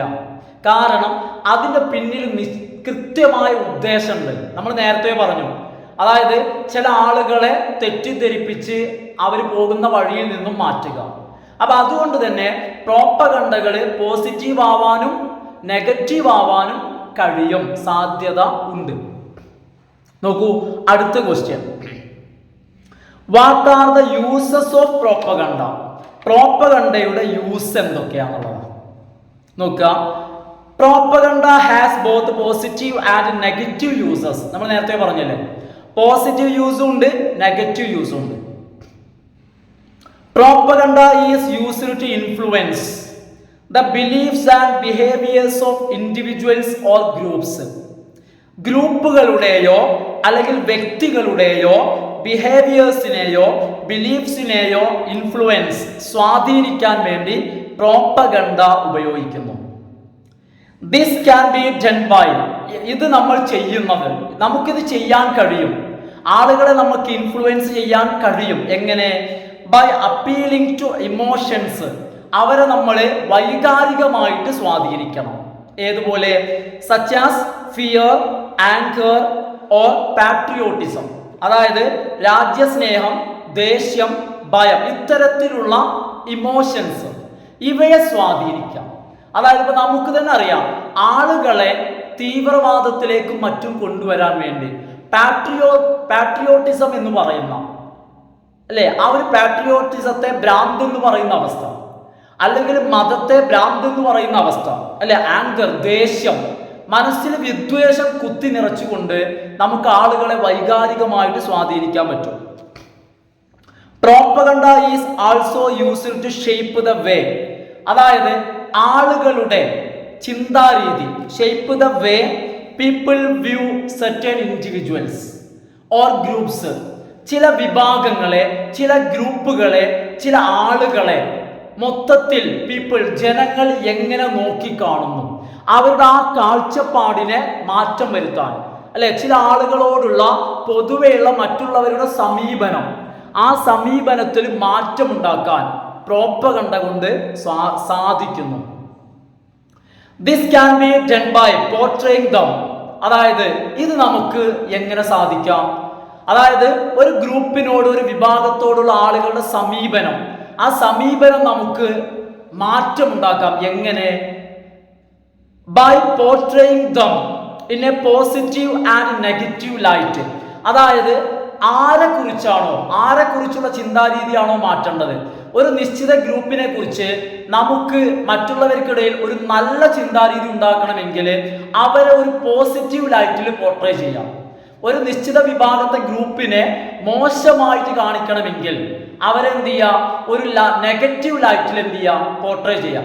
അവരങ്ങനെ ഒരു പല തവണ അങ്ങനെ അങ്ങോട്ട് പോർട്രേ ചെയ്ത് കഴിഞ്ഞാൽ സ്വാഭാവികമായിട്ടും ആളുകളെല്ലാം ആ ഒരു നിശ്ചിത വിഭാഗത്തെ കുറിച്ച് അങ്ങനെ ചിന്തിക്കാൻ തുടങ്ങും. അപ്പൊ ഇത്തരത്തില് ആളുകളെ ഒരു വിഭാഗത്തെക്കുറിച്ചുള്ള ചിന്തകളെ, ആളുകളുടെ ചിന്തകളെ മാറ്റിമറിക്കാൻ, ഷെയ്പ്പ് ചെയ്യാൻ പ്രോപ്പഗണ്ട ഉപകരിക്കുന്നു. Propaganda can also be used to promote a particular ideology or world view. ഒരു നിശ്ചിതമായിട്ടുള്ള ലോക കാഴ്ചപ്പാട്, ഒരു ലോക വീക്ഷണം, അല്ലെങ്കിൽ ഒരു ഐഡിയോളജി, അല്ലെങ്കിൽ ഒരു പ്രത്യേക ആദർശത്തെ പ്രൊമോട്ട് ചെയ്യാൻ, ഒരു നിശ്ചിതമായിട്ടുള്ള കാഴ്ചപ്പാട്, ഒരു നിശ്ചിതമായിട്ടുള്ള വീക്ഷണത്തെ പ്രൊമോട്ട് ചെയ്യുന്നതിന് വേണ്ടി പ്രോപ്പഗണ്ടയിലൂടെ നമുക്ക് സാധിക്കും. While propaganda can be used for positive purposes such as promoting social change, raising awareness about important issues. അതായത് പ്രോപ്പഗണ്ട ചില നല്ല കാര്യങ്ങൾ, ഏതുപോലെ സാമൂഹികമായ മാറ്റങ്ങൾ, അതുപോലെ തന്നെ ചില പ്രധാനപ്പെട്ട വിഷയങ്ങളെ കുറിച്ച് ആളുകളെ ബോധവാന്മാരാക്കുക, ഇതുപോലത്തെ നല്ല കാര്യങ്ങൾക്ക് പ്രോപ്പഗണ്ട ഉപയോഗിക്കുമ്പോൾ അതേ സമയം തന്നെ it is often associated with, അതേ സമയം തന്നെ പലപ്പോഴും ഈ പ്രോപ്പഗണ്ട ബന്ധപ്പെട്ടിരിക്കുന്നു വിത്ത് നെഗറ്റീവ് കോൺസിക്വൻസസ്, നെഗറ്റീവ് ആയിട്ടുള്ള, മോശമായിട്ടുള്ള, വിരുദ്ധമായിട്ടുള്ള അനന്തരഫലങ്ങൾ ഉണ്ടാക്കുന്ന കാര്യങ്ങളുമായി പ്രോപ്പഗണ്ട ബന്ധപ്പെട്ടിരിക്കുന്നു. It can be used to manipulate. ഈ പ്രോപ്പഗണ്ടയെ നമുക്ക് ഉപയോഗിക്കാൻ പറ്റും. എന്തിനു വേണ്ടി ഉപയോഗിക്കാൻ പറ്റും? To manipulate people and promote. ആളുകളെ കൊണ്ട് തെറ്റിദ്ധരിപ്പിച്ച് വിശ്വസിപ്പിക്കാൻ, ആളുകളെ പറഞ്ഞ് വിശ്വസിപ്പിക്കാം, മാനിപ്പുലേറ്റ് ചെയ്യാം, ആളുകളെ പറഞ്ഞ് തെറ്റിദ്ധരിപ്പിക്കാം.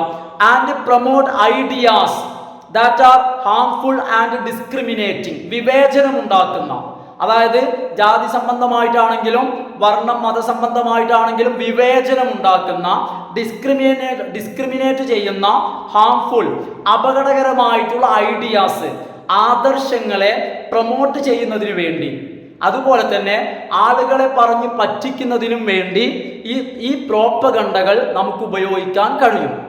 അതുപോലെ തന്നെ it can also be used to justify actions that are illegal. നമ്മൾ ചെയ്യുന്ന നിയമവിരുദ്ധമായിട്ടുള്ള, ഇല്ലീഗലായിട്ടുള്ള കാര്യങ്ങൾ, പ്രവർത്തനങ്ങളെ ന്യായീകരിക്കുന്നതിന് വേണ്ടി ആളുകൾ പ്രോപ്പഗണ്ട ഉപയോഗിക്കുന്നു, അല്ലെങ്കിൽ ഉപയോഗിക്കാൻ കഴിയും. ഇനി അടുത്തത് പ്രോപ്പഗണ്ട മോഡൽ എന്ന് പറഞ്ഞാൽ എന്താ? ഒരു പാരഗ്രാഫ് ക്വസ്റ്റ്യൻ ആട്ടോ. പ്രോപ്പഗണ്ട മോഡൽ നോക്കൂ. The propaganda model is a theory developed. ഈ പ്രോപ്പഗണ്ട മോഡൽ എന്നുള്ളത് ഒരു തിയറിയാണ്, അതൊരു തത്വമാണ്, അതൊരു ആശയമാണ്. Developed by Edward S Herman and Noam Chomsky. അതായത് വളരെ ഫേമസ് ലിംഗ്വിസ്റ്റ് ആയിട്ടുള്ള, ഭാഷാ പണ്ഡിതനായിട്ടുള്ള നോം ചോംസ്കിയും എഡ്വാർഡ് എസ് ഹെർമാനും കൂടി ഡെവലപ്പ് ചെയ്ത ഒരു തിയറിയാണ് propaganda model. They tried to explain.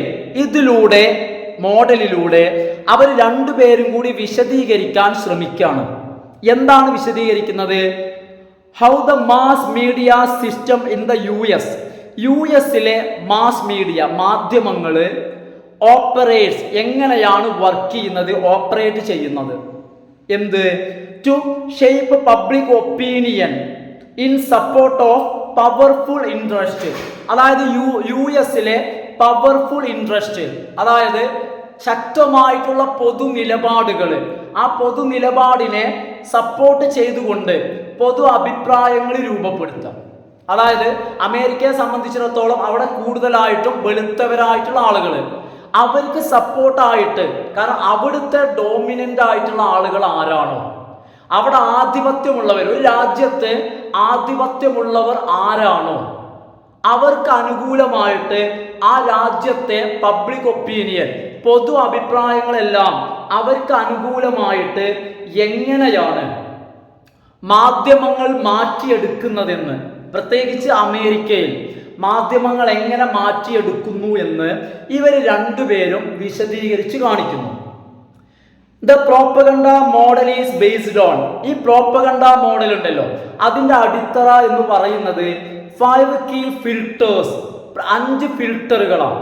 അതായത് 5 സോഷ്യൽ ബയസസ്, ഈ 5 ഫിൽട്ടറുകൾ ദാറ്റ് ഷേപ്പ് മീഡിയ കണ്ടന്റ്. അതായത് മീഡിയ കണ്ടന്റ് ഉണ്ടല്ലോ, അതായത് മാധ്യമത്തിൽ വരുന്ന എല്ലാ കാര്യങ്ങളും ശരിയാവണമെന്നില്ല. മാധ്യമത്തിൽ വരുന്ന കാര്യങ്ങൾ, നമ്മൾ മാധ്യമത്തിലൂടെ കേൾക്കുന്ന കാര്യങ്ങൾ, പല ചാനലിലൂടെയും വരുന്ന കാര്യങ്ങൾ അല്ലെ, അത് രാഷ്ട്രീയമായിക്കോട്ടെ ഏത് രീതിയിലായിക്കോട്ടെ, ചാനലിലൂടെ വരുന്ന കാര്യങ്ങളെ നിർണയിക്കുന്ന തീരുമാനിക്കുന്ന 5 ഫാക്ടേഴ്സ് ഉണ്ട്. ദേ ആർ, അവയാകുന്നു. ഒന്ന് ഏതൊക്കെയാ? അതേ ഇൻക്ലൂഡ്. ഒന്ന് ഓണർഷിപ്പ്, അത് ആരുടെ ചാനലാണ്. അഡ്വർടൈസിങ്, ആരാണ് അവർക്ക് പരസ്യം കൊടുക്കുന്നത്. സോഴ്സിങ്, എവിടുന്നാണ് അവർക്ക് വാർത്ത കിട്ടുന്നത്. അതുപോലെ തന്നെ ഫ്ലാഗ്. ഫ്ലാഗ് എന്ന് പറഞ്ഞു കഴിഞ്ഞാൽ അവർക്കുള്ള ചൂഷണം അല്ലെങ്കിൽ ഭീഷണി. കാരണം ഭീഷണിപ്പെടുത്തി കഴിഞ്ഞാൽ നമുക്കൊന്നും പറയാൻ പറ്റില്ലല്ലോ. അതുപോലെ ഐഡിയോളജി, ആ ചാനലിൽ വർക്ക് ചെയ്യുന്ന ആളുകളുടെ ആദർശങ്ങൾ. ഈ 5 കാര്യങ്ങളെ ആശ്രയിച്ചായിരിക്കും വാർത്ത വരുന്നത്. നിങ്ങൾ തന്നെ ആലോചിച്ച് നോക്കൂ, ഓരോ പാർട്ടിയുടെയും ചാനൽ, ആ ചാനലുകൾ പാർട്ടിക്ക് അനുകൂലമായി വാർത്ത പറയുന്നു. Then why? ഈ 5 കാര്യങ്ങളാണ് കണ്ടന്റിനെ തീരുമാനിക്കുന്നത്. അപ്പൊ ഒന്ന് നോക്കാം. ഇത് നോക്കുന്നതോടുകൂടി നമ്മളെ ക്ലാസ് ഞാൻ വൈൻഡപ്പ് ചെയ്യും കേട്ടോ. ഒന്നാമത്തേത് ഓണർഷിപ്പ്. ഓണർഷിപ്പ് റെഫേഴ്സ്, ഓണർഷിപ്പ് കൊണ്ട് ഉദ്ദേശിക്കുന്നത് എന്താ? ചാനലിന്റെ ഉടമസ്ഥത. Refers to the fact that, ഇതുകൊണ്ട് ഉദ്ദേശിക്കുന്നത് ഒരു യാഥാർത്ഥ്യമാണ്. അതായത് the mainstream media in the US പ്രധാന ചാനലുകൾ, പ്രധാന മാധ്യമങ്ങള് is controlled by a small number of large corporations. അവിടെയുള്ള വലിയ കോർപ്പറേറ്റ്സ്, അവിടെയുള്ള വലിയ കോർപ്പറേറ്റുകളാണ് US, അതായത് കുറച്ച് വരുന്ന വലിയ കോർപ്പറേറ്റുകൾ, അവരാണ് ചാനലിന്റെ ഉടമസ്ഥര്. അതുകൊണ്ട് തന്നെ ദീസ് കോർപ്പറേറ്റ്സ് ഹാവ്, ഈ കോർപ്പറേറ്റുകൾക്ക്, കാരണം അവരുടെ ചാനലുകളാവുമ്പോൾ അവരതിലൂടെ അവർക്ക് താല്പര്യമുള്ളതേ പറയൂ. ഇപ്പൊ നമുക്കറിയാം, എൻ്റെ ഈ ഒരു ചാനലിലൂടെ എനിക്ക് താല്പര്യമുള്ളതല്ല പറയാൻ പറ്റും. കാരണം നമുക്കിവിടെ എന്തു പറയണം എന്നുള്ളതിന് ഒരു നിശ്ചിതമായിട്ടുള്ള ടെക്സ്റ്റ് ബുക്ക് ഉണ്ടല്ലോ. പക്ഷെ അവിടെ ചാനൽ അങ്ങനെയല്ല. ആ ചാനലിലെ കോർപ്പറേറ്റുകൾക്ക് have vested interest in promoting the interest of the ruling class. അതായത് അവിടെ അധികാരത്തിലുള്ളവരാരാണോ, വെളുത്തവരായിട്ടുള്ള ആളുകൾ. അപ്പൊ അധികാരത്തിലുള്ള ആളുകളെ അവരെ പ്രൊമോട്ട് ചെയ്യുക, അവരെ പ്രോത്സാഹിപ്പിക്കുക, അവരെ സപ്പോർട്ട് ചെയ്യുക എന്നുള്ള ഒരു വെസ്റ്റഡ് ഇൻട്രസ്റ്റ്, ഒരു നിശ്ചിതമായ അല്ലെങ്കിൽ നിക്ഷിപ്തമായിട്ടുള്ള താല്പര്യം ആ മാധ്യമ ഉടമസ്ഥർക്കുണ്ട്. പിന്നെ ആ മാധ്യമങ്ങളിലൂടെ അവരെ പൊക്കിയിട്ട് ഉള്ള സംസാരങ്ങളെ വരും. രണ്ടാമത്തെ ഘടകമാണ് അഡ്വർടൈസിങ്. അതായത് എൻ്റെ ചാനലിന് ഒരു ടീം അഡ്വർടൈസ്മെന്റ് വരികയാണ്, ഞാൻ അവരെ കുറ്റം പറഞ്ഞാൽ അവർ പിന്നെ എനിക്ക് അഡ്വർടൈസ്മെന്റ് തരുമോ? ഇല്ലല്ലോ. അതിനെ പറയുന്നത് advertising. The media is heavily reliant on advertising revenue. മാധ്യമങ്ങള് അഡ്വർടൈസിങ് വരുമാനത്തെ ആശ്രയിച്ചാണ് ഇരിക്കുന്നത്. ടു സസ്റ്റെയിൻ ദെയർ ഓപ്പറേഷൻസ്, അവരുടെ കാര്യങ്ങള് മുന്നോട്ട് കൊണ്ടുപോവാൻ അവർക്ക് വരുമാനം വേണം. വരുമാനം കിട്ടുന്നതോ പരസ്യത്തിൽ നിന്നാണ്. അതുകൊണ്ട് തന്നെ this creates A structural bias in favour of corporate advertisers. അതുകൊണ്ട് തന്നെ അവർക്ക് പരസ്യം കൊടുക്കുന്ന കോർപ്പറേറ്റ് അഡ്വർടൈസേഴ്സ് ഉണ്ടല്ലോ, ഭീമന്മാരായിട്ടുള്ള ഭീമൻ കമ്പനികളായിട്ടുള്ള അഡ്വർടൈസേഴ്സ്, അവരോട് ഈ മീഡിയക്ക് ഒരു ചായ്വ്, ഒരു ബയസ് അവരോടുണ്ടായിരിക്കും. അതുകൊണ്ട് തന്നെ അവർക്കെതിരെയുള്ള വാർത്തകൾ വരില്ല. ഇനി അടുത്തത് സോഴ്സ്. ദ മീഡിയ റിലൈസ് ഹെവിലി, മാധ്യമങ്ങളെ ശക്തമായിട്ടും ആശ്രയിക്കുന്നു. റിലൈസ് എന്ന് പറഞ്ഞാൽ ഡിപ്പെൻസ്, ആശ്രയിക്കുന്നു, ശക്തമായിട്ട് ആശ്രയിക്കുന്നു. ഓൺ ഒഫീഷ്യൽ സോഴ്സസ്, അതായത് ഒഫീഷ്യൽ സോഴ്സുകളെ, അതായത് ഗവൺമെന്റ് വാർത്ത കിട്ടണമെങ്കിൽ ഗവൺമെന്റ് ഉദ്യോഗസ്ഥരെ, ഇത്തരത്തിലുള്ള ആളുകളെ ആശ്രയിക്കുന്നു. ഫോർ ഇൻഫോർമേഷൻ, അറിവ് ലഭിക്കുന്നതിന് വേണ്ടി. This creates A bias in favour of those in power. അതായത് അധികാരത്തിൽ ഇരിക്കുന്ന ആളുകൾ, അവരെ കുറിച്ചുള്ള അറിവുകൾ അവരിൽ നിന്നല്ലേ കിട്ടുക. അപ്പൊ അതുകൊണ്ട് തന്നെ സ്വാഭാവികമായിട്ടും പിന്നെ അവരോടൊരു ചായ്വ് കാണിക്കേണ്ടതായിട്ട് വരും. അതായത് നിങ്ങൾ ആലോചിച്ച് നോക്കുക, ഞാനിപ്പോ വാർത്ത പറയുന്ന ഒരു ചാനലാണെന്ന് വെക്കാം. അതായത് ഞാനിപ്പോ എന്ത് ചെയ്യാണ്, പഞ്ചായത്തുമായി ബന്ധപ്പെട്ട കാര്യങ്ങൾ ഞാനിങ്ങനെ പറയാമെന്ന് വെക്കാം. എനിക്ക് വാർത്ത തരുന്ന ഉദ്യോഗസ്ഥരുണ്ടായിരിക്കും, ആളുകൾ ഉണ്ടായിരിക്കും പഞ്ചായത്തിൽ. ഞാൻ അവരെ കുറ്റം പറഞ്ഞു കഴിഞ്ഞാൽ പിന്നെ എനിക്ക് വാർത്ത കിട്ടില്ലല്ലോ. അപ്പൊ അതാണ് സോഴ്സ്. നമുക്ക് വാർത്ത തരുന്ന സോഴ്സ് ഏതാണോ അത് പ്രത്യേകിച്ചിട്ട് അധികാരത്തിൽ ഇരിക്കുന്ന ആളുകളാണെങ്കിൽ, ദോസ് ഇൻ പവർ, അധികാരത്തിൽ ഇരിക്കുന്ന ആളുകളാണെങ്കിൽ സ്വാഭാവികമായിട്ടും A bias in favour of those, അവർക്ക് അനുകൂലമായ ഒരു ചായ്വ് ഉണ്ടായിരിക്കും. കുറ്റം പറഞ്ഞ കാര്യമല്ല, എന്നാലേ എനിക്ക് നാളെ വാർത്ത കിട്ടൂ. അടുത്തത് ഫ്ലാഗ് എന്നുള്ളതാണ്. Flak refers to the negative response, അതായത് ഭീഷണി. നമ്മളൊരു വാർത്ത പറയുമ്പോൾ ഉണ്ടാകുന്ന negative response that media outlets receives from powerful interest when they publish information against those in power. അധികാരത്തിൽ ഇരിക്കുന്ന ആളുകളിലെ അവർക്കെതിരെ വാർത്ത പറയുമ്പോൾ, അതായത് പാർട്ടികൾക്കെതിരായിട്ട് വാർത്ത പറയുമ്പോൾ, അധികാരത്തിൽ ഇരിക്കുന്നവർക്ക് എതിരായിട്ട് വാർത്ത പറയുമ്പോൾ മീഡിയ ഔട്ട്ലെറ്റ്സിന് അവരിൽ നിന്നും ഭീഷണികൾ നേരിടേണ്ടി വരുന്നു. സ്വാഭാവികമായിട്ട് ചിലപ്പോൾ എന്ത് ചെയ്യും, നമ്മൾ ആ ചാനലിന്റെ ഓഫീസ് ആ പാർട്ടിയുടെ ആളുകൾ ഒന്ന് തല്ലിപ്പൊളിക്കും. ചിലപ്പോൾ വാർത്ത പറഞ്ഞ ആളെ രാത്രി തല്ലും, അല്ലെ? ഇത്തരത്തിൽ സംഭവിക്കുന്നതാണ് ഫ്ലാഗ് എന്ന് പറയുന്നത്. ഇത് നോക്കൂ, അടുത്തത് ഐഡിയോളജി. നോക്കൂ, ideology refers to the dominant political and cultural beliefs of the media owners and journalist themself. അതായത് ഐഡിയോളജി കൊണ്ട് ഉദ്ദേശിക്കുന്നത്, അതായത് മീഡിയയുടെ ഓണേഴ്സ്, അതുപോലെ തന്നെ മീഡിയയിലെ ജേർണലിസ്റ്റുകൾ, മീഡിയയിൽ വർക്ക് ചെയ്യുന്ന ആളുകൾ, അവരുടെ ഐഡിയോളജി, അവരുടെ ആദർശമാണ്. അപ്പൊ നമ്മൾ ആലോചിക്കാം, ഞാനൊരു ചാനൽ നടത്തുകയാണ്, ഞാനൊരു മാർക്സിസ്റ്റ് പാർട്ടിക്കാരനാണെന്ന് വെക്കാം. അങ്ങനെയാണെങ്കിൽ എൻ്റെ ചാനൽ, എൻ്റെ ഐഡിയോളജി എന്ന് വെച്ച് കഴിഞ്ഞാൽ മാർക്സിസ്റ്റ് പാർട്ടിയാണ്.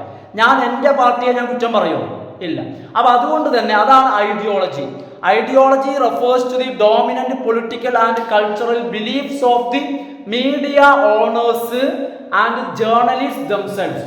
മീഡിയ ഓണേഴ്സിന്റെയും അതുപോലെ തന്നെ ജേർണലിസ്റ്റിന്റെയും ആദർശങ്ങളാണ് ഐഡിയോളജി കൊണ്ട് ഉദ്ദേശിക്കുന്നത്. This creates a bias against alternative perspectives. അതായത് ഇവിടെ എന്താന്ന് വെച്ച് കഴിഞ്ഞാൽ ഒരു ചായ്വ് ഉണ്ടാവും. അതായത് സ്വാഭാവികമായിട്ടും ഞാനൊരു മാർക്സിസ്റ്റ് പാർട്ടിക്കാരനാണെന്ന് വെക്കാം. മാത്രമല്ല, ഞാൻ എൻ്റെ ചാനലിൽ പറയുന്ന കാര്യങ്ങൾക്ക് ഒരു ബയസ്, ചായ്വ് ഉണ്ടായിരിക്കും. എഗെയിൻസ്റ്റ് എതിരായിട്ടാണ് ഉണ്ടാവുക ചായ്വ്, അനുകൂലമായിട്ടല്ല. ഓൾട്ടർനേറ്റീവ് പെർസ്പെക്റ്റീവ്സ്, അതായത് എൻ്റെ നിലപാട് ഏതാണോ ഓൾട്ടർനേറ്റീവ് അതിൻ്റെ മറ്റേത്. മീൻസ് ഞാൻ മാർക്സിസ്റ്റ് ആണെങ്കിൽ കോൺഗ്രസിനോട് അല്ലെങ്കിൽ BJPയോട്, കോൺഗ്രസിനോടോ അല്ലെങ്കിൽ BJPയോടോ എതിരായിക്കൊണ്ടുള്ള ഒരു ചായ്വ് എന്ന് വെച്ച് കഴിഞ്ഞാൽ എൻ്റെ പാർട്ടിയോട് എനിക്കൊരു ചായ്വ് ഉണ്ടാവും. And may challenge the dominant ideology.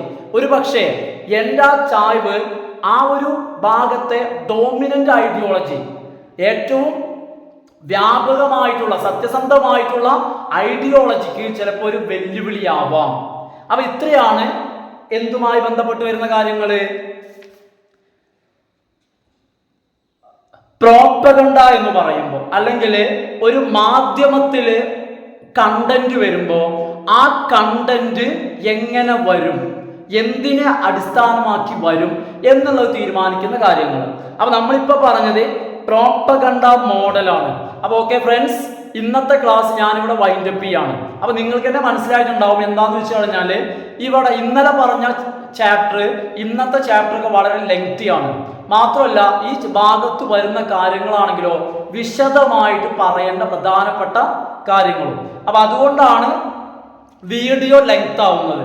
പിന്നെ മറ്റൊരു കാര്യം, അപ്പൊ ഇത്രയും ലെങ്ത് ഉള്ള വീഡിയോ ചെയ്യുന്നത് കൊണ്ട് തന്നെ 2 ചാപ്റ്റേഴ്സ് ഒന്നും ഉൾപ്പെടുത്താൻ ബുദ്ധിമുട്ടാണ്. കാരണം നിങ്ങൾ ചാപ്റ്ററിന്റെ വലിപ്പം കണ്ടില്ലേ. അപ്പൊ ഓക്കെ ഫ്രണ്ട്സ്, അധികമൊന്നും ഞാൻ പറയുന്നില്ല, കാര്യങ്ങളൊക്കെ സിമ്പിൾ ആണ്. ഒരുപാട് പറയാണ്ട് എന്നുള്ളൂ. പക്ഷെ ഞാൻ പറയുന്ന കാര്യങ്ങൾ സിമ്പിളാണ്, കേട്ട് മനസ്സിലാക്കുക, പോയിന്റുകൾ ജസ്റ്റ് നോട്ട് ചെയ്ത് വെക്കുക. എന്നാൽ തന്നെ നിങ്ങൾക്ക് ആൻസർ സ്വന്തമായിട്ട് പ്രിപ്പയർ ചെയ്യാൻ പറ്റും. അപ്പോൾ ഞാൻ വൈൻഡ് അപ്പ് ചെയ്യാണ്. എല്ലാ ആളുകളും ലൈക്ക് ചെയ്തിട്ട് മുഴുവനായിട്ടും വീഡിയോ കാണാം, അതുപോലെ ഫ്രണ്ട്സിനൊക്കെ ഒന്ന് സജസ്റ്റ് ചെയ്യാം. Okay friends, thanks for watching.